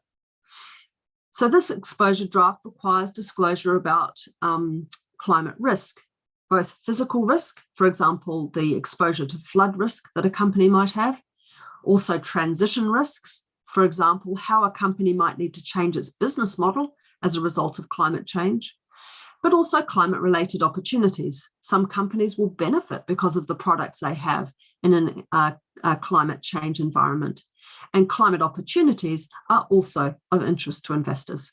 Moving to the next slide. Again, our stakeholders said, don't start with a clean sheet of paper, and we benefit from the consolidation with the Value Reporting Foundation. That means that when you pick up our climate document, you may recognize quite a lot of it, and that's on purpose. The front part of our climate document is very much built on the TCFD recommendations, the Task Force for Climate-Related Financial Disclosures. We've used those as a base with some enhancements. The appendix to our climate document is a series of required industry-based disclosures. Those are taken from the ISSB's industry-based requirements. We've used the same requirements as the ISSB with some adjustments that are shown as markup to make these metrics more international. And also we've taken the opportunity to propose new disclosures for the finance industry about financed and facilitated emissions. Moving to the next slide. I want to highlight just for a moment some of the key climate disclosures that are included in the exposure draft. The first is in the area of transition planning. Investors are really interested to understand how a company's business model and future prospects might change as a result of climate change. So we're asking for transition planning information. And as part of that, we're asking in particular for information about a company's carbon emission targets.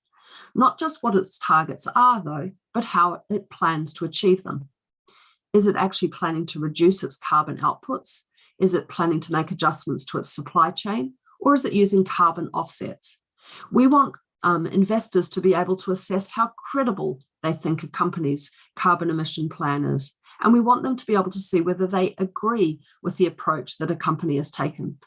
For example, there's differences of opinion on whether carbon offsets are an appropriate way to address climate change. We are neutral on that, but we want investors to really be clear about what a company is planning to do. We also ask for information about the resilience of a company's strategy to climate change. We want to understand how a company's board is planning and thinking about different strategies it may need to take in different climate scenarios. And the last one I'll highlight is consistent with many others. We're proposing that companies be required to provide information about their Scope 1, Scope 2, and Scope 3 greenhouse gas emissions. Moving to the next slide. It's really important that we get you to give us your thoughts on our exposure drafts. I really implore you to take the time to respond to us. You don't need to answer every question. There may be some that are of more interest or more relevant to you than others, but please answer what you can and send us your thoughts. We're particularly interested to understand if you have observations about the applicability of our proposals to smaller companies and in emerging markets. We really want to make sure that what we're building here is appropriate and reasonable for a global baseline that can be used for the basis of reporting around the world. We need your help to make sure that we achieve that. You can either send us a comment letter or respond to our survey, and you have until the 29th of July to get your responses to us. Moving to the next slide. At the moment, we're talking a lot about our exposure drafts because it's really important for us that you get engaged in the discussion about the exposure drafts. But I also want to make you aware about some other things that are going to be happening. The first is, as I mentioned, we are working on a digital taxonomy, which would capture the proposed disclosures we require in a digital form for digital consumption of information. At the moment, we have out for comment a request for information that our staff have put together. This raises some fundamental questions about the design of the taxonomy that would accompany the ISSB standards. If you have an interest in digital reporting, if you provide the feedback to the staff, that will help us speed up our board discussions about the digital taxonomy. The other thing I want to highlight, which is really important, is that later this year, we plan to ask you what you think we should work on next once we finish the climate and general requirements exposure drafts. We really need your feedback to inform our prioritization of our scarce resources and your scarce resources. So please look out for our agenda document, which will be published later this year. And with that, I'll wrap up there and hand back to Monica. Thank you so much.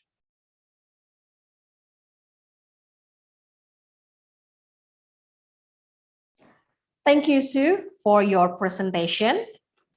Ladies and gentlemen, the IFRS Foundation and Global Reporting Initiative, or GRI, has signed an agreement. The agreement reflects the importance of ensuring compatibility and interconnectedness of investor-focused baseline sustainability information that meets the needs of the capital markets with information intended to serve the needs of a broader range of stakeholders. Without further ado, we would like to welcome Mr. Elko van der Enden, the CEO of GRI, to deliver the presentation.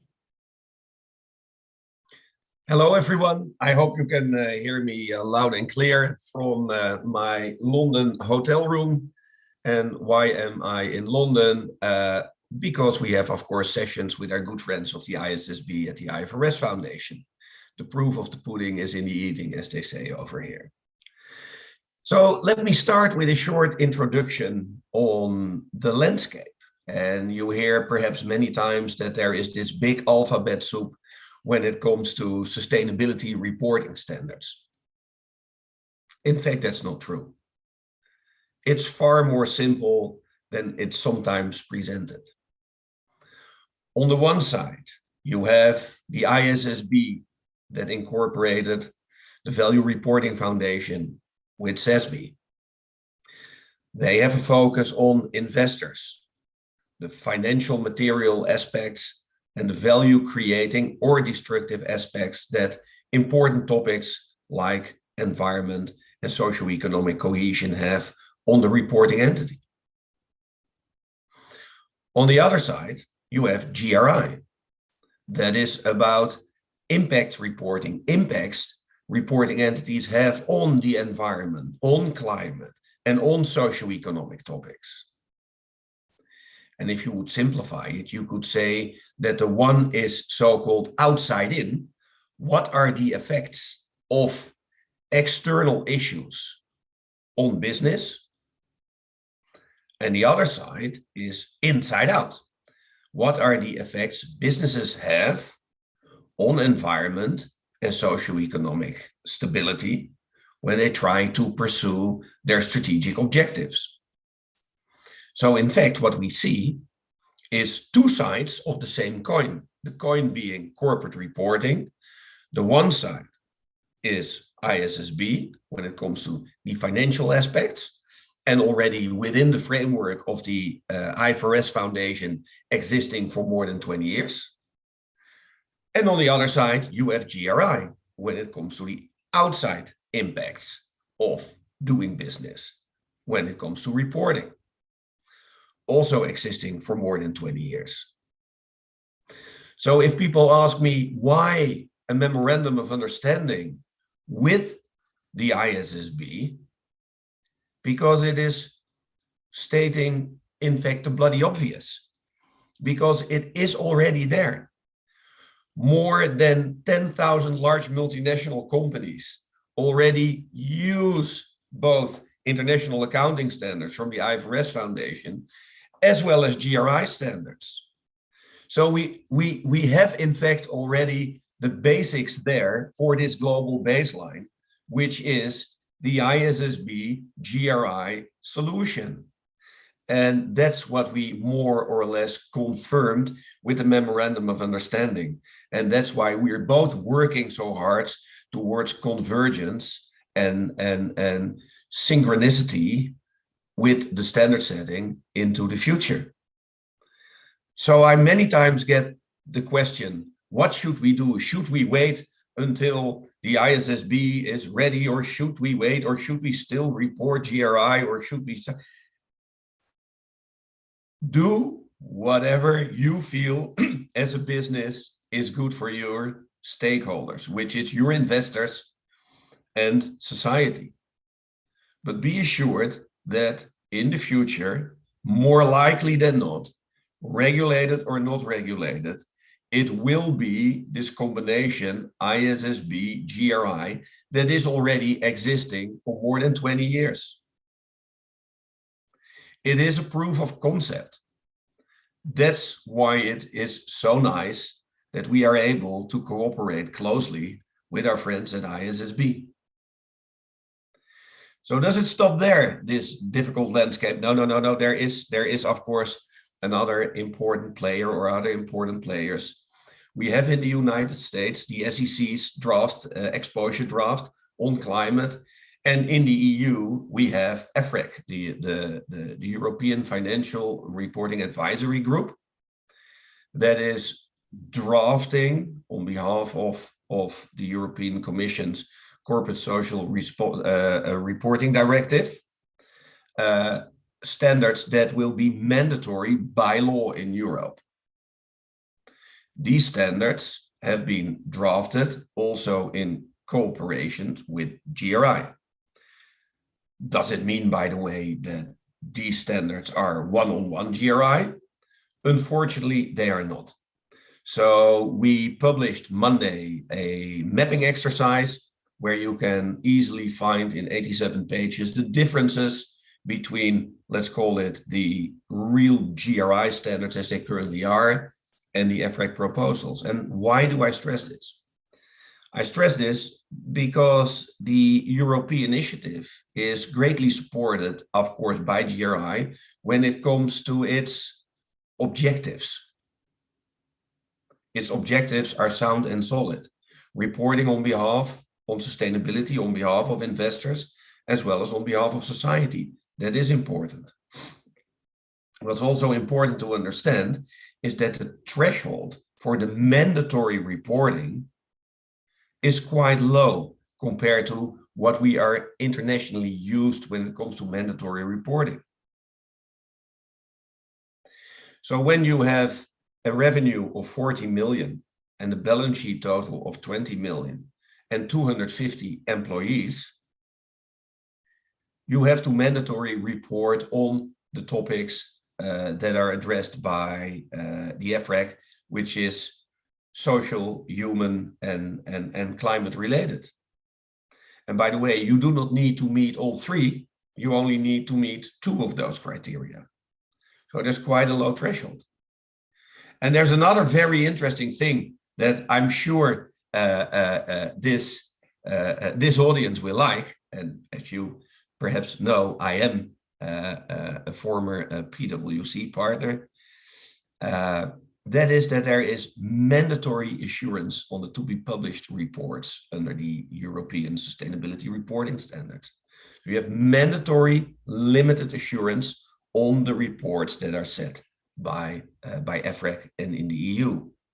That offers, of course, a tremendous opportunity for business. On the other hand, there is also a bit of a downside. And that downside is that, of course, the accountants need to be equipped in order to perform those activities, which means training and education in sustainability reporting and sustainability audits. But I think the idea by itself is not that bad. But if you see that in Europe, within the European Union, we are talking about 50,000 businesses that fall within the scope of this mandatory sustainability reporting directive. But what is my point with IFAC? We have and working towards a stable global baseline, ISSB GRI. Why not use that baseline instead of trying to reinvent the wheel and to try to come with a new set of standards that deviates from the wonderful work the ISSB is doing and the stuff that GRI is also doing now for 25 years. This year is our 25th anniversary, by the way. Why change? If something is used by more than 10,000 large businesses, if it has a proven track record, why not stick to it? And I do not say this to criticize IFAC, not at all. I say this because I strongly believe that regulators all over the world should not try to reinvent the wheel, because reinventing the wheel will increase cost of compliance, will create less comparable data, will create a more intricate, difficult landscape. Hence our big support, big support for the IFRS Foundation's initiative with the incorporation of the ISSB. It is important. And let me further explain GRI's position. We are a not-for-profit organization, as you perhaps know. But that does not mean that GRI does not like profits. We love profitable companies. We need profitable companies to create jobs, to be able to get the funding right for innovative processes, for value chains, supply chains, transitions towards sustainable energy processes within factories, to take care of socio-economic cohesion. You cannot do that without profitable companies. And you cannot have profitable companies without support of the investors and capital markets that provide the means for companies to invest. And that's why it's so important that we have indeed a set of proper financial reporting standards so investors can make calculated decisions. So we are very much in support of IFRS Foundation, of capital markets, of profitable companies. However, we are about not how to make profits, we are about what the effects are when you make your profits on society and on the environment. So basically, what we say is make profits, but we are interested in how you make them and what you do with your excess cash, how you are investing and contribute to society. We are no moralists. We at GRI have a very simple purpose. We provide a platform and a basis for investors and society to discuss and assess impacts based on facts and not on perceptions. Again, we provide a platform for society and investors to assess business impacts based on facts and not on perceptions. And we do that by providing free and for the public good standards that enable society and investors indeed to have this debate on impacts. We think this is equally important as the financial side of doing business, because contributing to society will increase profitability of organizations. You cannot run a profitable organization in a dysfunctional society. And that's what we're all about. And then coming back to what we call the two-pillar strategy, the financial side and the impact side are in fact two sides of the same coin. And again, we have ISSB, we have GRI. In my view, and in many's, the landscape should be pretty clear by now. I thank you for your attention.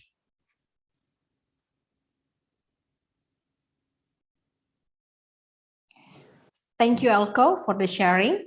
Ladies and gentlemen, our panel discussion today will be discussing the topic of global baseline for business and investors.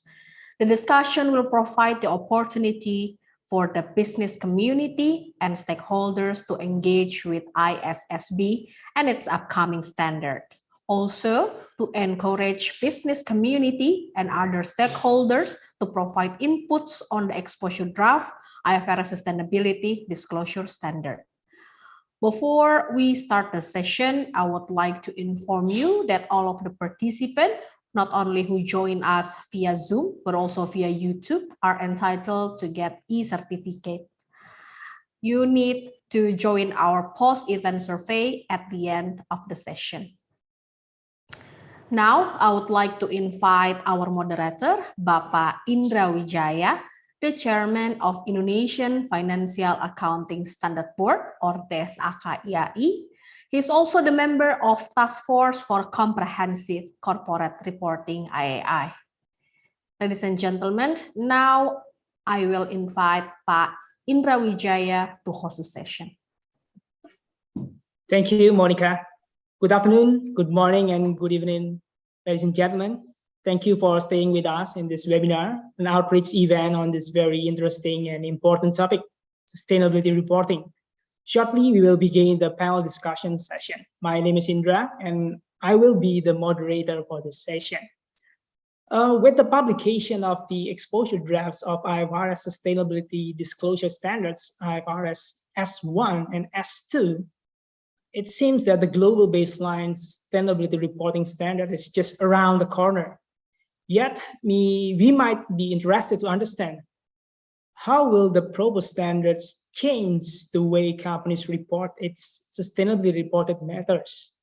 or the way investors and finance providers allocate capital or provide financing?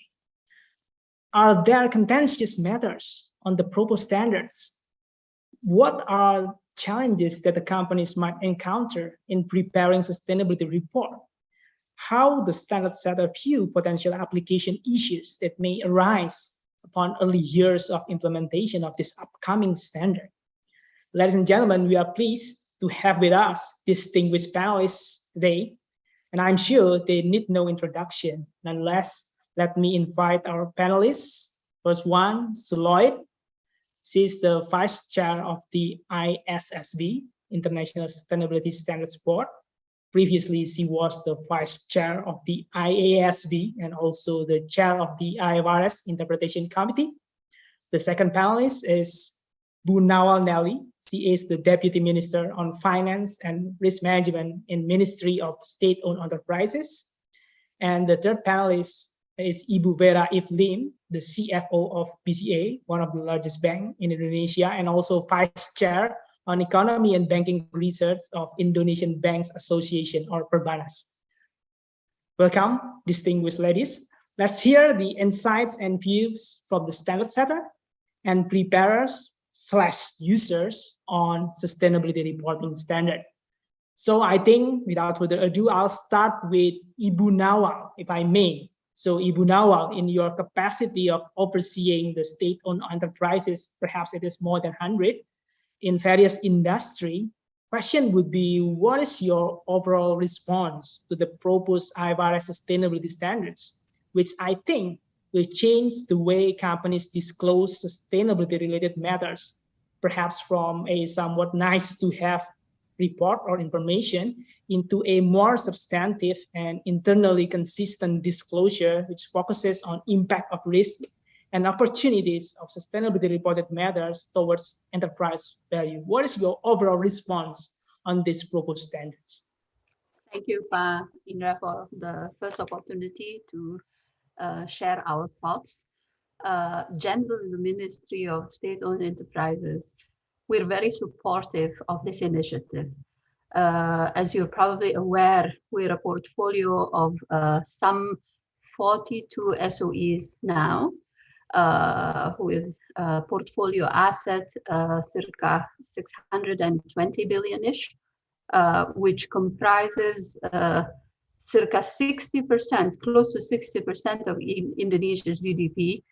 We genuinely believe that this is an important first step towards consolidating the financial reporting and the sustainability and climate disclosure, and synchronizing both the timing and the status of whether it's mandatory or voluntary, what to consider as materiality, threshold for reporting, what's the frequency of reporting. We come from the hat of a broader stakeholder than just an investor stakeholder. So our view is we're very supportive of this. SOE's mandates are first and foremost is actually to act as agent of development, and being agent of development without the word sustainability in it, it doesn't sound anything. Yeah. So financial and sustainability is an integrated reporting. We're relieved actually for this initiative because we're faced by multiple set of regulation, because we have listed SOEs, we have private SOEs. Not all of them are regulated under OJK. Some of them are in different legal form. So something that is issued by broad standard setting, like the ISSB and ISAB, is actually a welcome solution to standardize this reporting. Okay, so I think you are in overall supporting this initiative. Then perhaps the next question for you. So we heard about greenwashing, right? So what do you think about these proposed standards? Do you think this will alleviate greenwashing because it will offer more structured and integrated metrics, for example, and they need to be consistent with information in the financial statements and in the sustainability reports? What do you think about this one? Do you think that this proposed standard will alleviate greenwashing in terms of sustainability reports? I think the fact that it is structured around a standardized body to set the standard that is independent, yeah, and the fact that the process also will require an audit or a review process on those standards will significantly reduce the possibility of greenwashing. But I have to sort of like be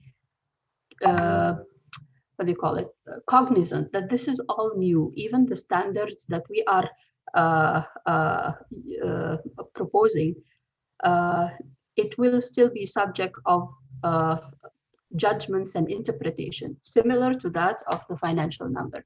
So my broad comment, and I'll be cautious, is that this initiative will reduce greenwashing, but it's the continuous exercise of reviewing, scrutinized by the market, etc., and by regulators, sorry, that will significantly improve the reporting standard. We've gone through the financial reporting, we've gone through this process as well. Financial shenanigans and everything over the history, there is that situation where people loosely interpret the standards but without standard it's even worse. With the standard it's better, but the standard alone is not enough. You have to have the entire ecosystem to help you get greater confidence on the reports that is produced. I hope that answers the question. Yeah. Thank you, Bu Nawal. I think I'll move on to Bu Fera then. You are coming from a finance provider's background, right? So question for you would be, what do you think? Will the IFRS sustainability standards affect the allocation of capital and lending decision of banks in Indonesia? And if so, do you think how immediate this impact will be? Thank you. Good afternoon, Pak Indra.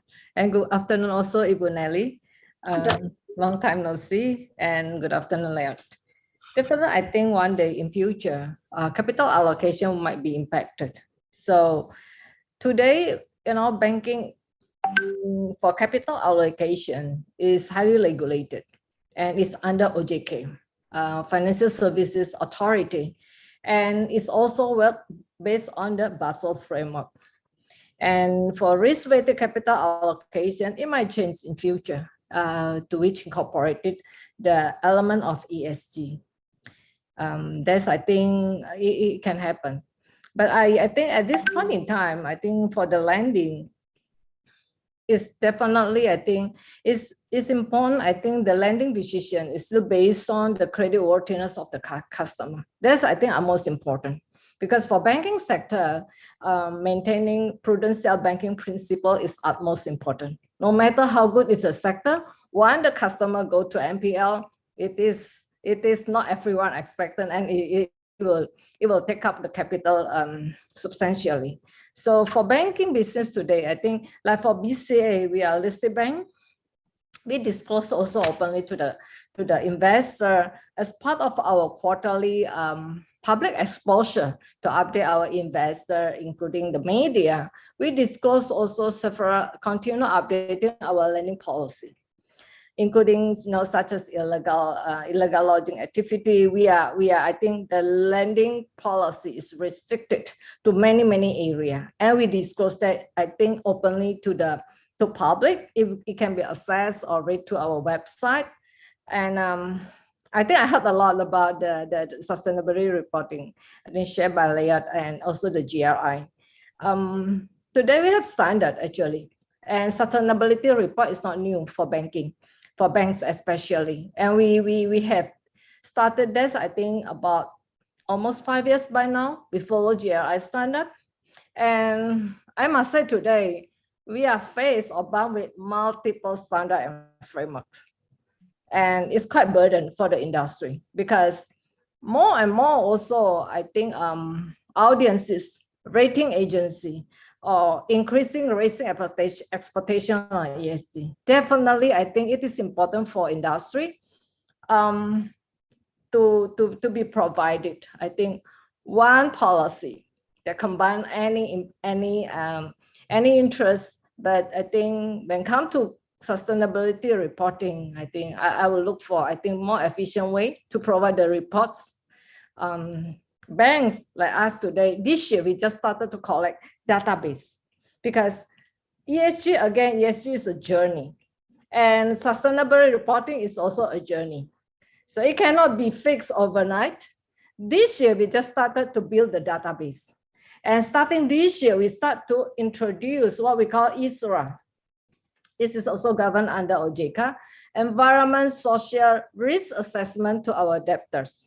And this is not easy because it takes time, I think, for both parties, between us, the banks, and the customer to understand the requirement, to understand, because the sector that we finance is very broad.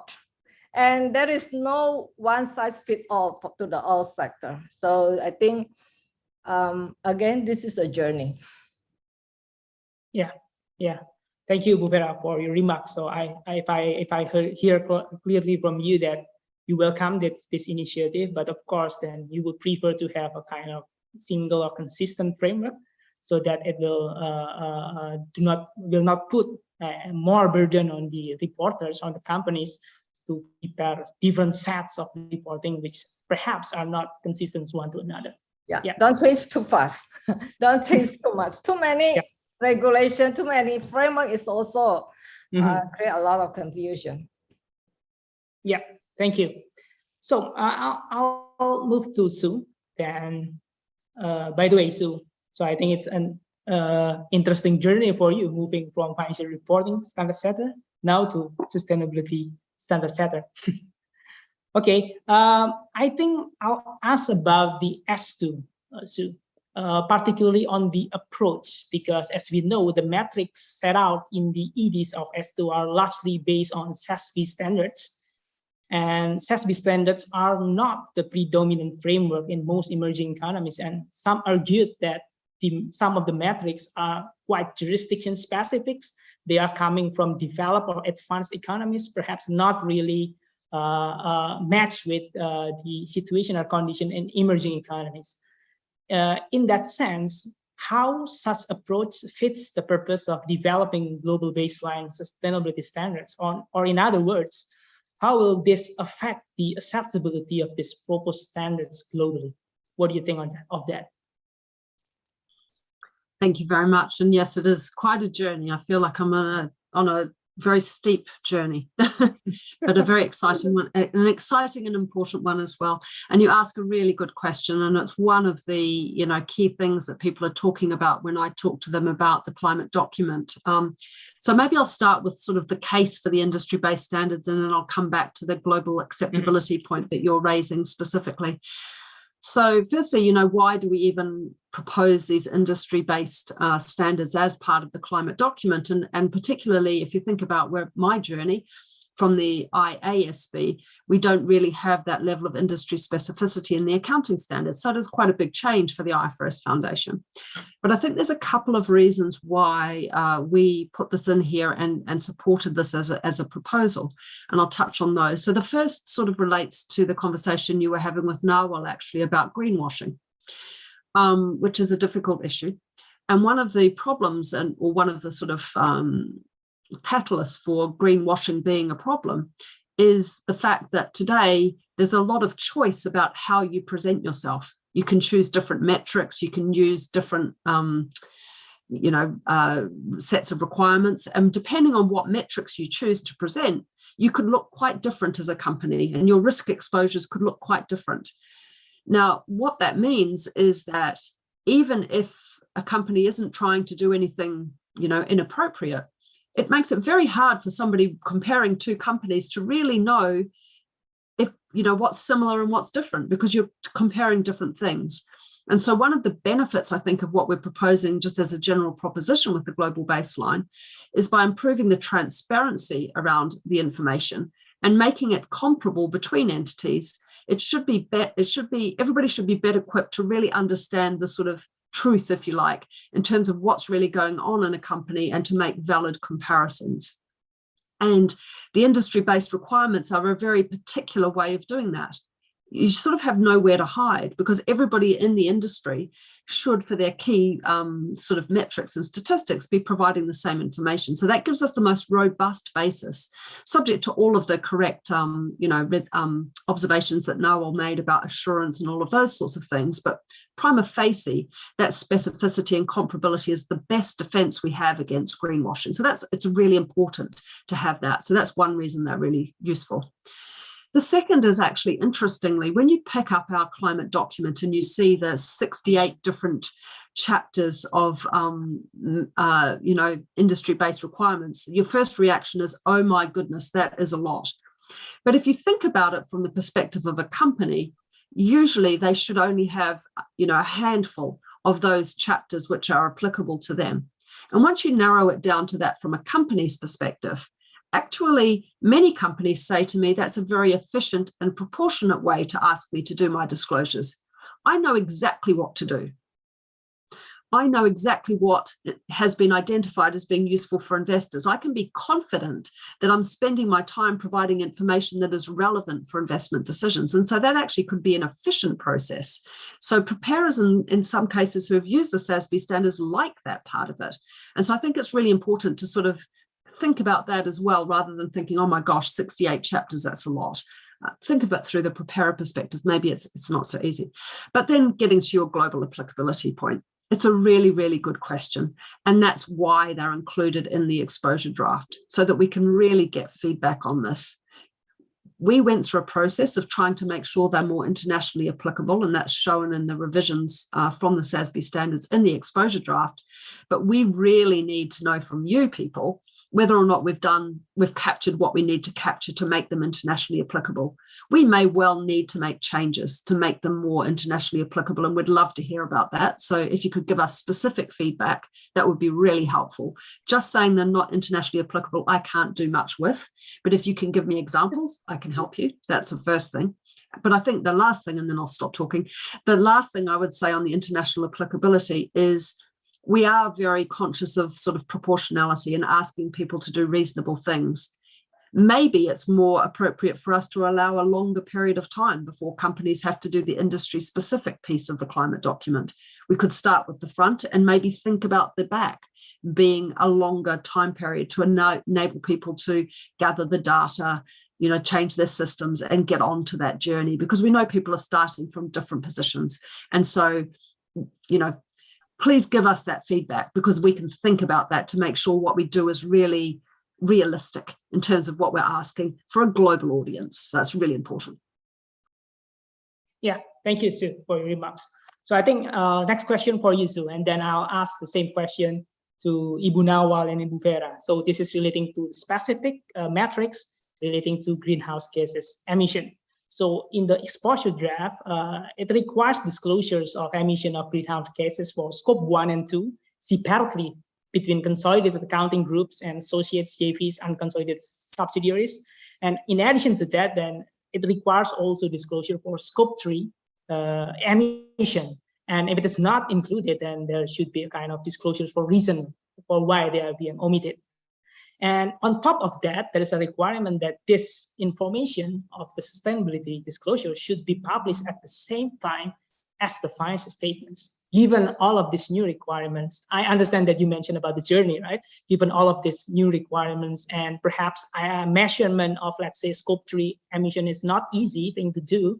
And the requirements to publish the information at the same time with the financial statements, how do you think this will promote disclosures of reliable information during its early years of application? I understand that this is a journey, but how ISSB consider these things, meaning that there are new requirements, they are expected to be published at the same time with the financial statements, and this is a kind of new journey for them, particularly for this metrics on emission. What do you think about this, Sue? Again, another really good question. So I think I'd think about this in two different ways. And again, this is another thing that I get asked a lot. So you're picking on the really hot topics, which is excellent identification on your part. So the first is, is this the information investors need? So that's the first question we have to ask.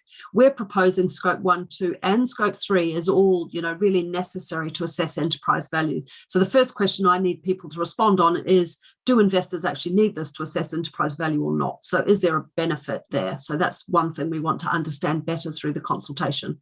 Then the second thing is sort of the practicality of that and the costs of that for preparers. And you are right that scope 3 can be challenging. I think one of the things to think about here is there's different pieces of scope 3. Some scope 3 information may be closer to the preparer than others.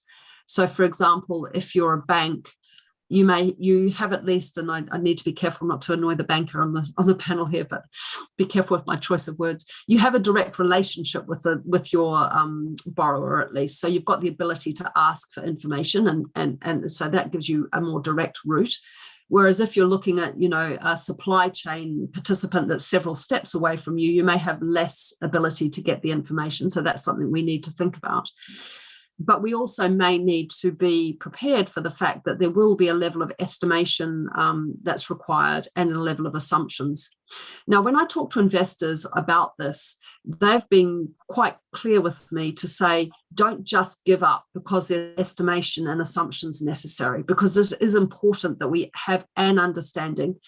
Tell me your number and then tell me how to be careful with that number because of the estimates and assumptions. So I'm aware and I go in with my eyes wide open about how reliable or what estimation uncertainty there is. So make that clear.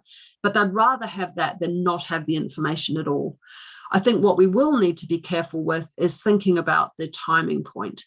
And not just on scope 3, but more generally, the proposal that we have that the sustainability report be provided at the same time as the financial statements is causing people to say, how could I do that? Because many people haven't even started the journey. And so the idea that they can get all of this information, get it through a robust process for a level of assurance and get it out at the same time as the financial statements is a big ask if you're starting your journey. So again, I think this is another area where we need to understand the practical challenges and probably think carefully about whether we need to allow perhaps a little bit more time for people to get to that line, that sort of timing. Maybe that's an aspiration that's a few years away and people need some time just to gather the information and to get used to it, for technology to develop, etc., so that we've got new means of collecting the scope 3 information.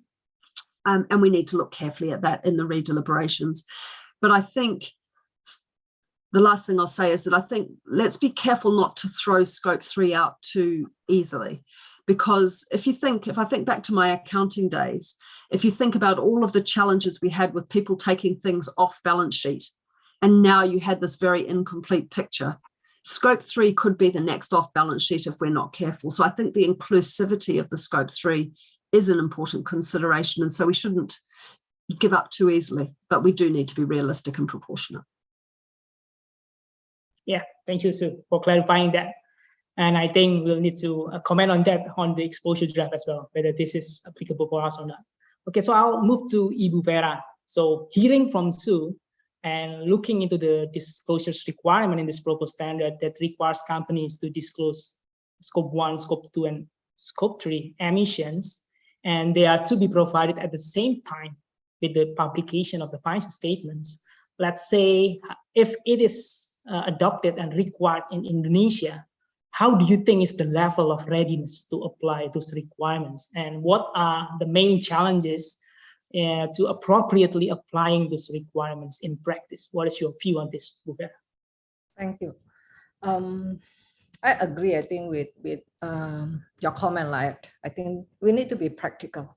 And for banking sector, we finance such a broad customer segment, from corporate, SME, including small businesses. And I think talking about readiness, it is very hard to say, because even for banks today, we just started talking about, even this year for BC, we start to collect how much electricity that we use, and then we start to collect and start to analyze the data.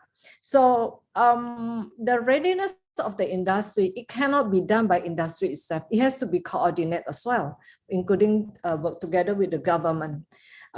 Sector by sector is a very broad, and not talking about customer segment. Data availability definitely is a challenge, and we need tools to do that. So I would say everything, I think we need to take from as a baby step first.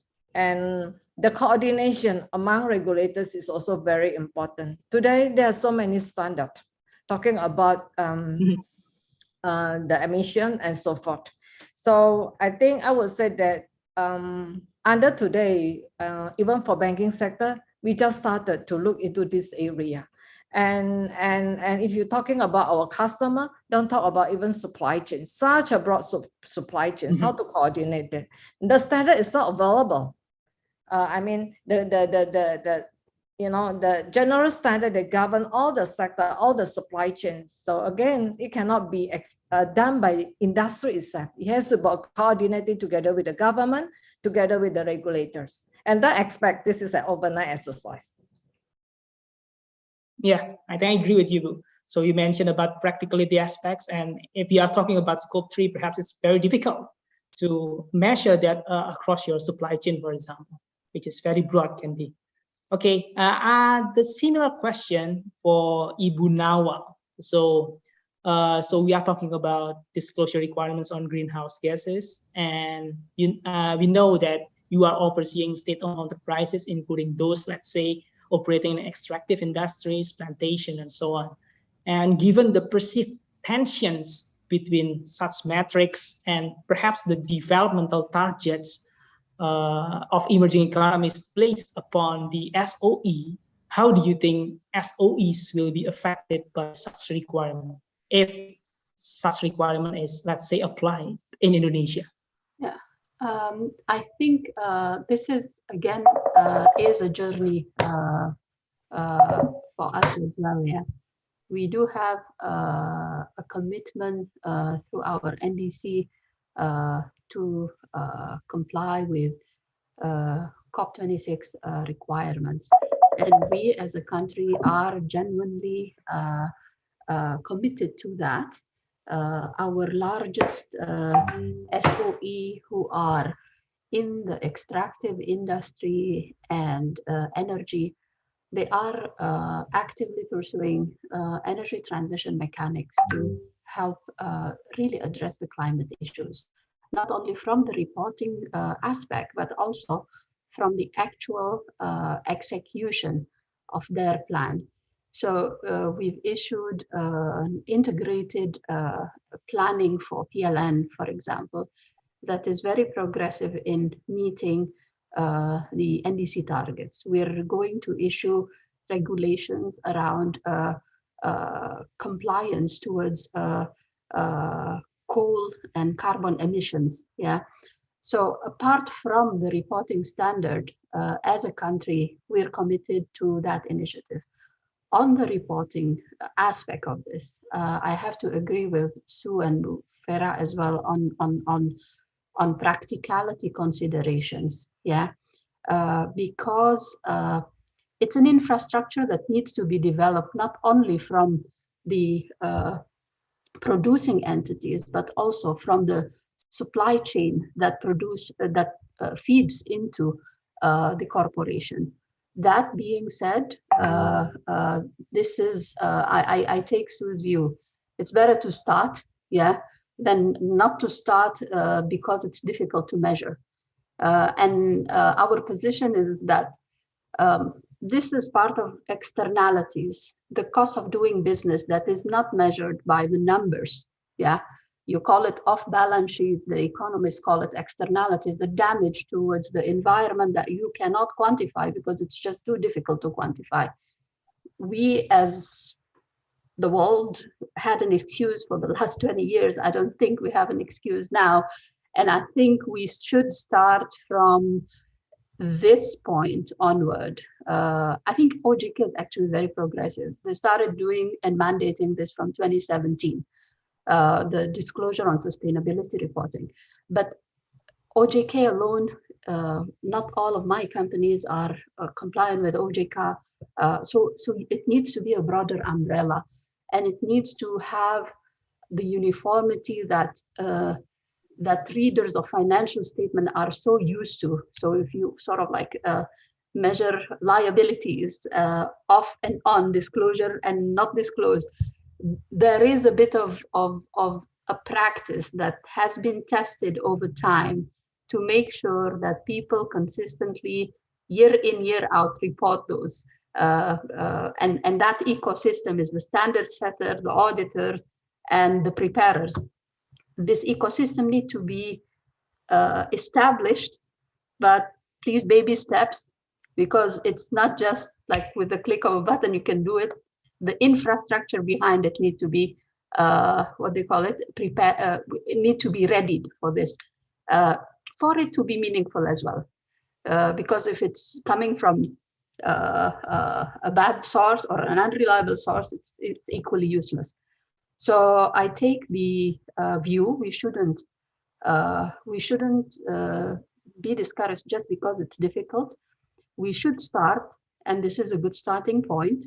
Yeah, and emerging and developing. I think this is a very unique situation in where we almost are in the same starting point, because even for developed world, this is not an easy standard to be swallowed. Yeah, so we're not that far off. I know we do have a lot of things to do under the infrastructure of reporting, but even the developed world also are still contemplating on these reporting standards. So probably I've already spoken outside of the scope of your question, but I echo the spirit. We have to start somewhere, be cognizant of the infrastructure that we have, and let the process move forward. It's better than not to have anything at all, genuinely, at this stage of global environmental situation. I'll pause here, Indra. Yeah, thank you, Budawa. I think it's very encouraging remarks from you. Okay, so I think last question for you. In terms of the requirements in the proposed standards, it says that a company should disclose information on significant sustainability-related risks and opportunities and its impact on enterprise value. But significant, it seems, not defined in the proposed standards, and perhaps preparers, users, or practitioners might have different views on what is considered significant. Question will be, in developing the EDs, how ISSB considered practical aspects of this application, as it might be a judgmental matter to determine whether this is significant or not. That question to me or to whom? Sorry. To Sue. Sorry, this is for you, Sue. Yeah. Okay. That's okay. Yes. Yeah. So again, a good question that comes up quite a lot. So I'll tell you the logic for the reason why we included the word significant, and then we can think about whether it was a good word to choose, but maybe it's useful to know sort of the intention as a starting point. When we worked on the prototype documents with the Technical Readiness Working Group before COP26, we had the opportunity to do some limited outreach with some stakeholders to get an idea of feedback on the documents and their operationality, etc. And when we did that outreach, we didn't have the word significant in there. It just said you needed to provide information on all of the sustainability risks and opportunities. And that led to a concern from companies that we spoke to, that sounded like we were asking them to do an exhaustive search for every possible sustainability risk they could imagine and provide information about all of that. And our response was, of course we don't mean that, because we only ever want you to provide information about the stuff that could really influence investor decisions. But it was apparent to us in that discussion that we needed to provide both a signal and a level of comfort to companies that we were really only wanting them to think about the sustainability risks and opportunities that were really important in terms of risks and opportunities to their business that could really influence sort of the outcomes of their profitability, et cetera, in the future, and to give them confidence that that was the case. And so we included the word significant for that purpose, to provide reassurance that don't worry about the little stuff. Of course, think about the big issues, and then think about the material information about those things. So that's why we included the word. Now, we chose the word significant, and perhaps it wasn't the best choice of word in the world. I'll acknowledge that. As you know, as a drafter, maybe I should have known better. I think one of the challenges with the word significant is that it is used in a different way in IFRS accounting standards with particular meanings, and people are thinking that we mean that because it's the IFRS foundation, and that's a fair starting assumption. It's good people are being so thoughtful. So maybe we need to change the word, but I do think we do need a word still to sort of, well, maybe we don't need any word. Maybe people are comfortable that because ultimately we just ask for material information, that's enough. But personally, my sense is I still think that there's a good thing for companies to sort of start off saying, look, only think about the important stuff, and then think about the material information. But I need better words that mean important stuff. And so if you've got a suggestion for something better than significant when you write back to us, I think that would be something we'd be interested in. Okay, thank you, Sue, for clarifying that. So perhaps for lack of better words, then now you propose to use the word significant, but of course, it's open for comments for all of you. So if you can find better words to describe what has explained by Sue, so of course, comments are welcome by the ISSB. Okay, so I think last questions for Ibu Vera and for Ibu Nawal. So I think questions will be, what are your expectations and as well as concerns with regard to these IFRS sustainability disclosure standards in particular? So I'll start with Ibu Vera. Thank you. I think sustainability reporting has been, I think, produced by bank for many years already. In future, what do we expect is no multiple standard, no overlapping, because the more, I think, the more efficient it helps, and the more practical it helps the journey for industry also to provide a better sustainability reporting. We do expect that, I think, you know, today there are so many standards and framework that govern sustainability globally also, including governed by OJK, our regulators. So for us, from the bank's point of view, I think it has to be integrated. A single official reporting standard, it will be much better rather than we are facing multiple standards, because it will be very costly for industry and create confusion as well. So I think that's what we expect. I think for any disclosure reporting, one report is enough. We don't expect many disclosure, many model or many reports. I think what we expect is one report is more than enough. So I think I agree with Bunelli. So let's I think improving the reports, the quality of the reports, the content, including the quality of the disclosure. At the end, I think the awareness about this sustainable reporting is increasingly in Indonesia, including with our customers as well. So it has to be work hand in hand together with regulator. And I think, and also we have to also educate our customer. So I think that's more on the, I think, what we expect from the sustainability reports. Yeah, thank you, Bhavira. I think you convey consistent messages so that to avoid having multiple standards or requirements, so that to avoid confusion in terms of the preparing those reports. Okay, the same question for you, Ibu Nawal. What are your expectation and concern with this IFRS proposed standards on sustainability reporting? I think I will focus on the expectation because some of the concerns you've already highlighted at the beginning. Yeah. My expectation from this is that I'll echo Ibu Vera about the standardization. I mean, it doesn't help investors or other stakeholders to read multiple reports, different results saying one says A, another says B. It doesn't help anybody. And you need to have like a consistent barometer to measure this. Now, with that, I'm expecting also that the standard will give a framework to help people who are in this journey, address key questions about how the judgment should be executed. What are the critical factors? And this, I think you need to go sector by sector, in which the judgments will be different. Some items for one sector is more significant and material. Other aspect of sustainability for other sector will be more significant and material. And I think Sue already alluded to that, that it looks comprehensive, but from the preparer's perspective, you only need to focus on your reporting aspect.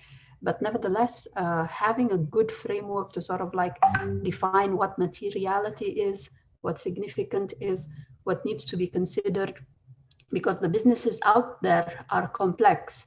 You have the single line businesses and you have the conglomeration, you have the one that sells output, but the feedstock comes from different angle. So giving a good framework on how to measure these is something that we are genuinely looking forward. Framework that also factors importance of the parameters to measure, but also address the practicality and timing of the reporting. So that's what, I mean, that's a bit of what we feel right now because of the agony of preparing this is different at different sectors. Having a standard that sort of like gives you that guide is paramount. So I'll stop here, Indra. Yeah, thank you. Wonderful remarks from you. So I think I'll move on to pick up some questions from the audience. And at the end of that discussion, I'll ask each of you panelists to give some brief and final remarks before we close this panel discussion session. So I saw there are at least 2 questions. All of them are addressed to you, Sue. So I think I'll pick up those 2 questions. I'll read it to you if you cannot read it. So first question from Afdal Madain. So my question is related to the possible consequences of the future sustainability reporting standards from the ISSB that seems to focus only on the financial materiality, which is narrower compared to GRI's impact materiality, which has been globally applied. The negative consequences could be that IFRS sustainability reporting standard could motivate companies to diminish the sustainability information they disclose. For example, it could drive the situation that most the companies disclose only greenhouse gas emissions, and it lessens the information available. What do you think about it, Sue?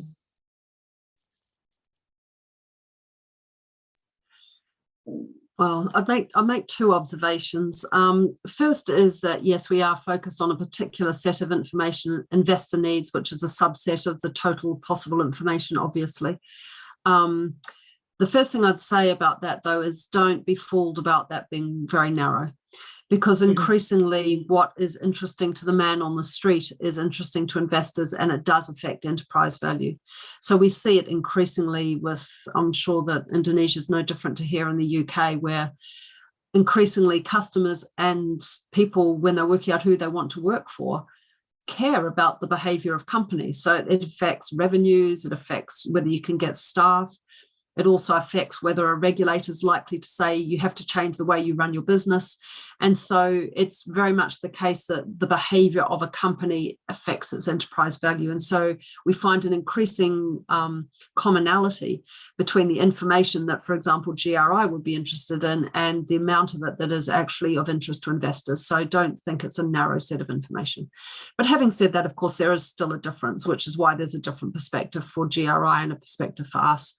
I think Elko said it well, and our dream really is that we work in partnership to find this common set of information that is suitable for investors that would also be relevant to others as well.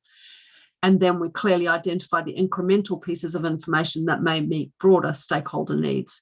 And if we can get that partnership to work well, we've got the best chance of efficiency and effectiveness in the system, because it would mean that it would be quite a straightforward thing for a company to both meet investor needs for, financial reporting obligations, and with only a little adjustment to also meet broader needs. And so that's really the dream that we have, working in combination with GRI.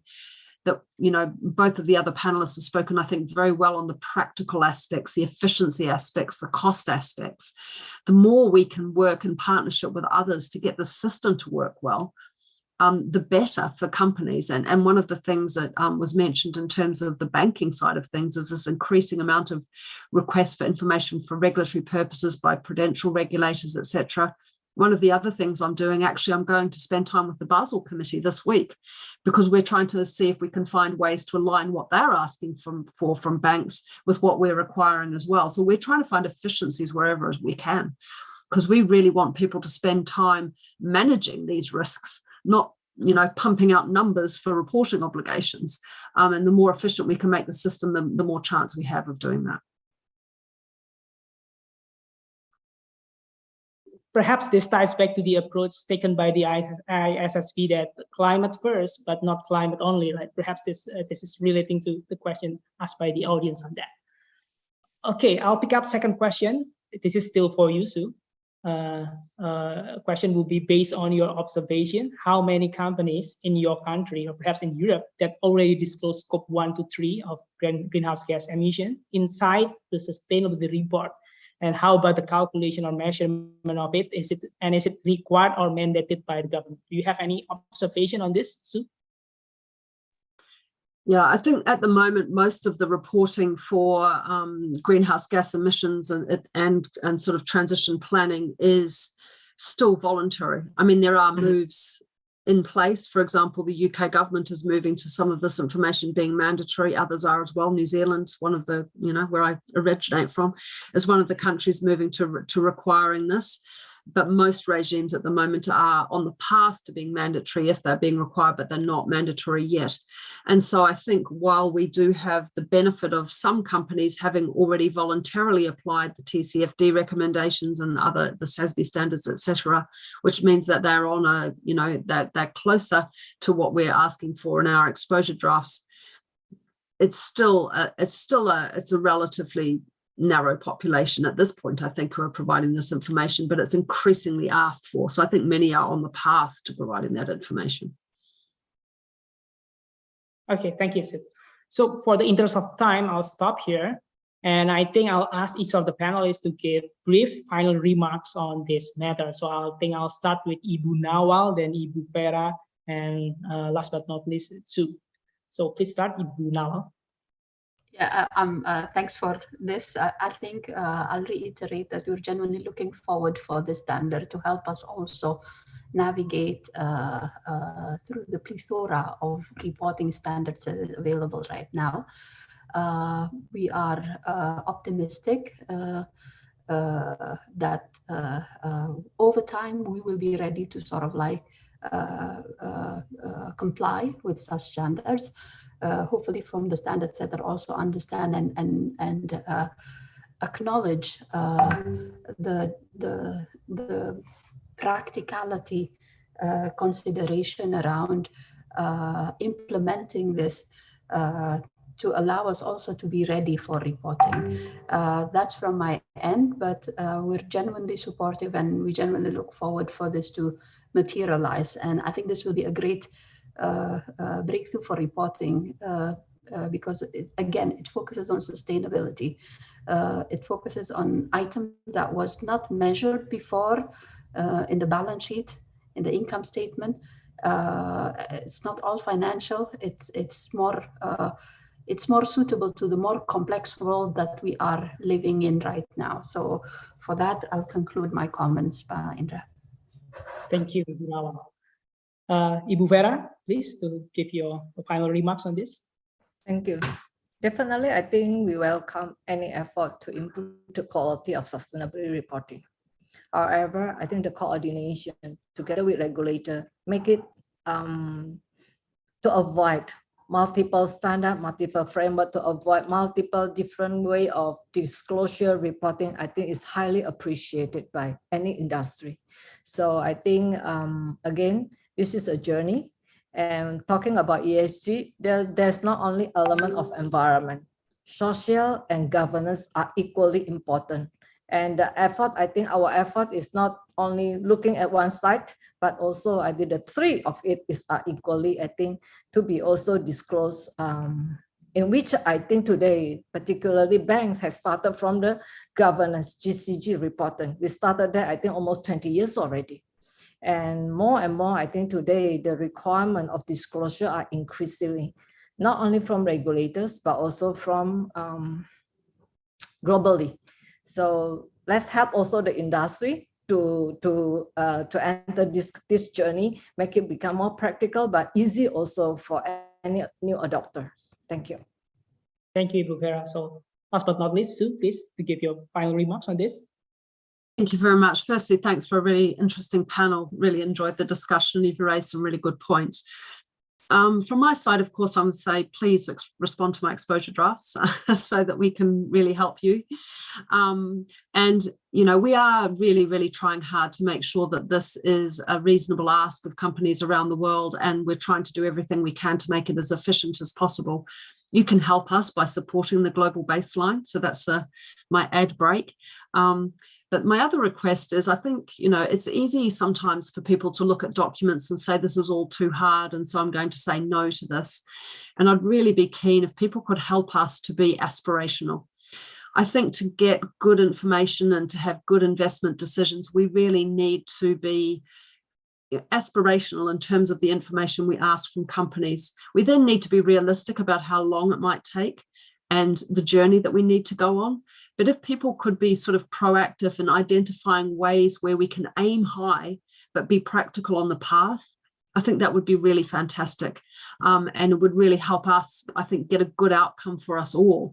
And so I really encourage you to be innovative in your suggestions when you write back to me on how we can really try to get this to work well for us all to really get the best for the whole market. Thank you. Okay, thank you. So of course, invitation to comments to all of you on the exposure draft of sustainability standards S1 and S2. Again, thank you for your time and insightful discussion and remarks on this panel discussion session. Sue, Ibu Nawal, and Ibu Vera. I think I'll close the session and I hand it over back to Monica. Thank you. Ladies and gentlemen, let's give a virtual applause to our wonderful panelists and also the moderator. Thank you for Bapak Indra, Ibu Nawal Nelly, Ibu Vera, and Sue for completing our discussion today. Ladies and gentlemen, to download the exposure draft of IFRS Sustainability Disclosure Standard, you may refer to ISSB or IAI website. ISSB waiting for you to share your feedback, and the deadline for submitting comments is on 29 July 2022. Ladies and gentlemen, before we close this webinar, we would like to hear the closing remarks that will be delivered by our friends David Madden, the Director Sustainability, Policy and Regulatory Affairs of IFAC, who's live from the US. David, the screen is yours. Monica, thank you, and hello to everyone. On behalf of IFAC, as the global voice of the accountancy profession and as a network partner of the Integrity and Compliance Task Force, I want to take a moment to say thank you to the B20 and IAI for all of their efforts to present this webinar today, and I'm honored to try to wrap things up with a few closing remarks. For those of you who are participating today that are professional accountants, either working inside of businesses or in public practice, we at IFAC believe that there has never been a more exciting time to be a professional accountant. Next slide, please. Over the past 2 years, I hope you all know by now that IFAC has actively supported the establishment of the ISSB. It is the best path forward to a rational, harmonized global system for reporting on sustainability in ESG matters. This is critical for the business community, the global investor community, as well as broader society. As you've heard in detail today, under the leadership and governance of the IFRS Foundation, the ISSB is a reality. And it is now time to turn our attention to transforming high-quality standard setting, which will hopefully be completed on the first 2 EDs by the end of this year, into high-quality enhanced corporate reporting. And for this to happen, it's important to realize that sustainability starts within companies. Next slide, please. As sustainability report-related information takes its rightful place alongside traditional financial reporting, it has become more apparent than ever that sustainable value creation is the right approach for business and for society.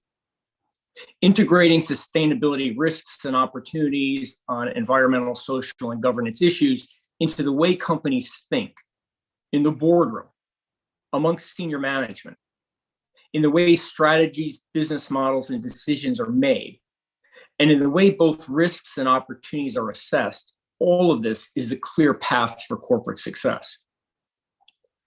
Adopting an integrated mindset, as we define it, is the starting point for sustainable value creation, and it's the reason we recently published important thought leadership on championing an integrated mindset, explaining what it means, why it is important, and how it's achieved. This thought leadership focuses on the critical role of companies in accelerating sustainability. So I encourage you to review this one-page publication here in more detail, but allow me to highlight just a couple of points. First, information silos within companies, between chief financial officers and corporate sustainability officers, for example, are barriers to value creation and sustainability. We all need high-quality information for investors as well as for good decision-making inside of companies. We need information that effectively connects financial measures and performance with sustainability-related impacts. CFOs, along with finance and accounting professionals, are critical to bridging this gap. Breaking down silos is also key to enhancing the way that companies communicate with investors and other stakeholders. The goal is to improve what companies report, not as a compliance exercise, but so that financial capital is allocated to sustainable value creation. Finally, we must have trust and confidence in sustainability information. If ESG factors are going to influence capital allocation, which is clearly the case, it must be on par or of equal quality with financial information. Again, this is the expertise of finance and accounting professionals working within the office of the CFO. As we turn our attention, jurisdiction by jurisdiction, to the adoption and implementation of future ISSB disclosure requirements, this integrated mindset approach can drive company reporting, again, not as a compliance exercise, but as a reporting transformation that helps deliver sustainable businesses. Next slide, please. So if the goal of the ISSB is to develop this global baseline of disclosures for investors and global capital markets, it's important to take stock of what companies are currently reporting. IFAC, in partner with AICPA, CIMA, has examined ESG reporting by 1,400 companies from the G20 nations plus Singapore and Hong Kong. Last year, when we looked at 2019 reporting data, we found that nearly 70% of ESG reporting used multiple frameworks or standards. And that statistic has increased to 80% when we look at 2020 fiscal year reporting. Most of this information is focused on information that addresses societal impacts on company activities. For example, in 2020, 76% of what companies reported referenced the Sustainable Development Goals, and 72% of reporting used GRI standards. The level of reporting from companies in jurisdictions in Asia Pacific, this includes Indonesia, Singapore, Australia, and South Korea, is at or above these global averages. But in contrast, reporting by companies in the Asia Pacific region linked to SASB standards or referencing the TCFD framework tends to be a little bit below these global averages, except for in South Korea. So there's already a lot of societal focused reporting across Asia Pacific, but there's not much investor focused disclosure. But as we've heard today from Yuko at GRI and Sue and others, the new memorandum of understanding between GRI and the ISSB demonstrates that there is a role for both of these types of disclosures, and they can in fact be complementary, not competing. We've talked about the two-pillar or the building block approach today in a couple of the presentations. I just want to emphasize how important this is. Multi-stakeholder reporting seems to be doing pretty well in the Asia Pacific region. We need companies to increase their focus on the investor focus work of the ISSB building block 1. To drive sustainable value creation and to meet the information demand of investors, companies really need to embrace this two-pillar or building block approach. Next slide, please. Earlier this year, IFAC published a call to action for the accountancy profession, suggesting important steps that we should take. Whether we work in public practice, within companies, or in the public sector, our actions as professional accountants and as PAOs can accelerate sustainability and prevent costly regulatory fragmentation. As a profession, we must acknowledge our role and our public interest responsibility as enablers of the sustainability movement. Because the world needs high-quality sustainability information, we think we need to do the following. First, we need to support this idea of an investor-focused, comprehensive global baseline. Second, we must advocate at home and with local policymakers and regulators for ISSB adoption and implementation. This is why we think the B20 initiative is so important. On this point, IFAC issued guidance last September on a process for turning global ISSB disclosure standards into local reporting requirements. And we encourage all G20 nations to begin the process of devising the legal and regulatory mechanisms that can be used to implement the new ISSB EDs once they're finalized. In the meantime, companies who report voluntarily should look to the ISSB for direction. While the work of the new board will take time, companies who want to enhance their current ESG reporting can follow SASB standards and the TCFD framework, for example, both of which will be incorporated into the future standard setting of the ISSB. As Sue explained, the industry-specific nature of SASB standards acknowledges that ESG factors do not affect all companies in the same way. So an industry approach should make it easier for companies to develop disclosures that are relevant to their specific facts and circumstances. So in this way, companies who work to enhance their sustainability disclosures today can be well aligned with future ISSB standards. And finally, where we can, we must contribute to the ISSB's technical standard setting process. This includes CFOs and accounting and finance professionals within companies. The standard setting process, done well, like it will be at the ISSB, is out of necessity detail-oriented. And the ISSB's 2 current exposure drafts are no exception.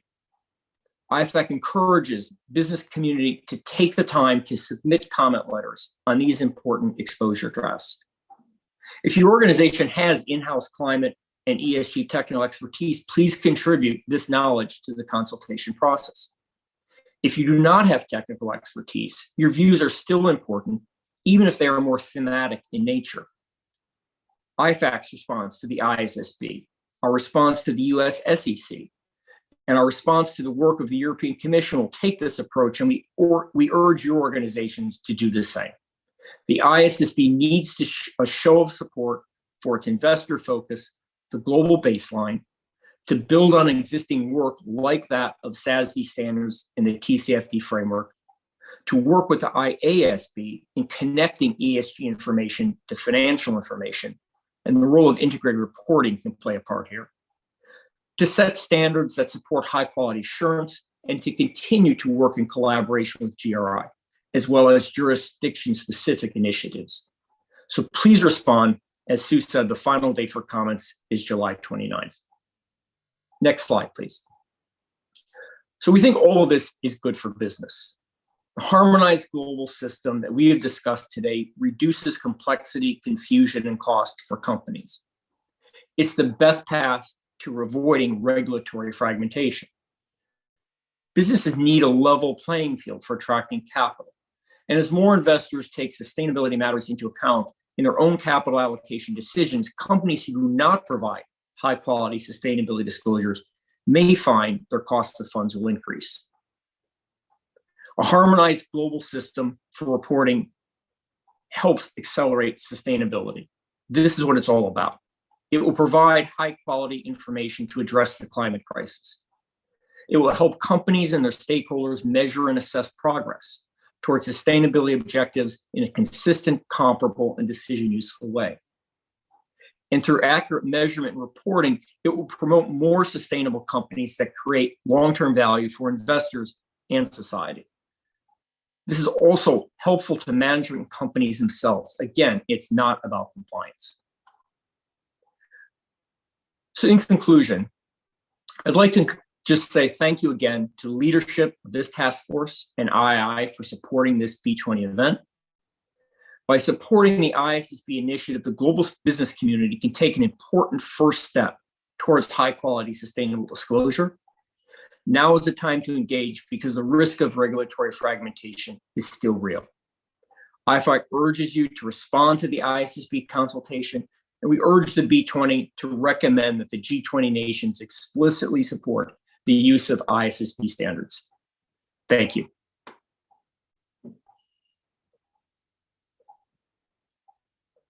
Thank you, David, for closing and also completing our discussion today. Ladies and gentlemen, I would like to remind you again that all participants are entitled to get up to 4 CPD hours. All you have to do is just join our post-event survey and choose the right keywords. Please refer to the link that provided on your screen, the chat function, or YouTube description box. The right keywords for today's webinar is global baseline. One more time, the right keyword is global baseline. Ladies and gentlemen, the link will be closed at 7 p.m. Jakarta time. Ladies and gentlemen, that concludes our webinar today. On behalf of the organizer, IAI, B20, IFAC, and ISSB, I would like to thank our distinguished guests and all of our panelists and also the moderator. Also, our appreciation goes to you, the participant, for your attendance. I would like to kindly remind you, don't forget to visit our post-event survey. The link will be closed at 7 p.m. Jakarta time. Your certificate of participation and webinar material will be provided once we receive your feedback. From Jakarta, Indonesia, my name is Monica Nabilia. It has been a pleasure hosting this webinar. Thank you, and we look forward to welcoming you at our future event on August and also on October. Thank you. Wassalamualaikum warahmatullahi wabarakatuh.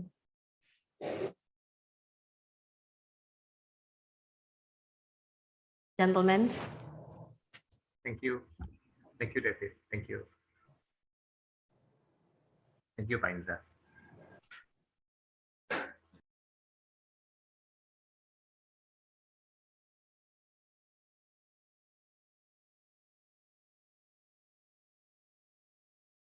Thank you, Shu. Thank you.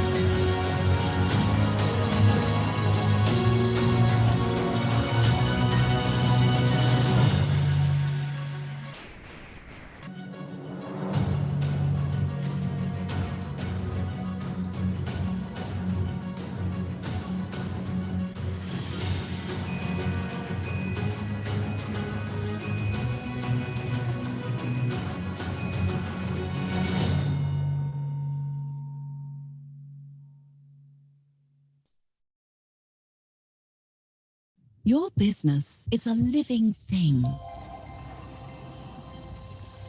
growing and evolving based on the decisions you make, the directions you take. Chartered accountants have the breadth of skills, commitment to ethics, and global expertise to help your business thrive. We are uniquely experienced to make a difference to your world. Choose a difference maker. Choose a chartered accountant.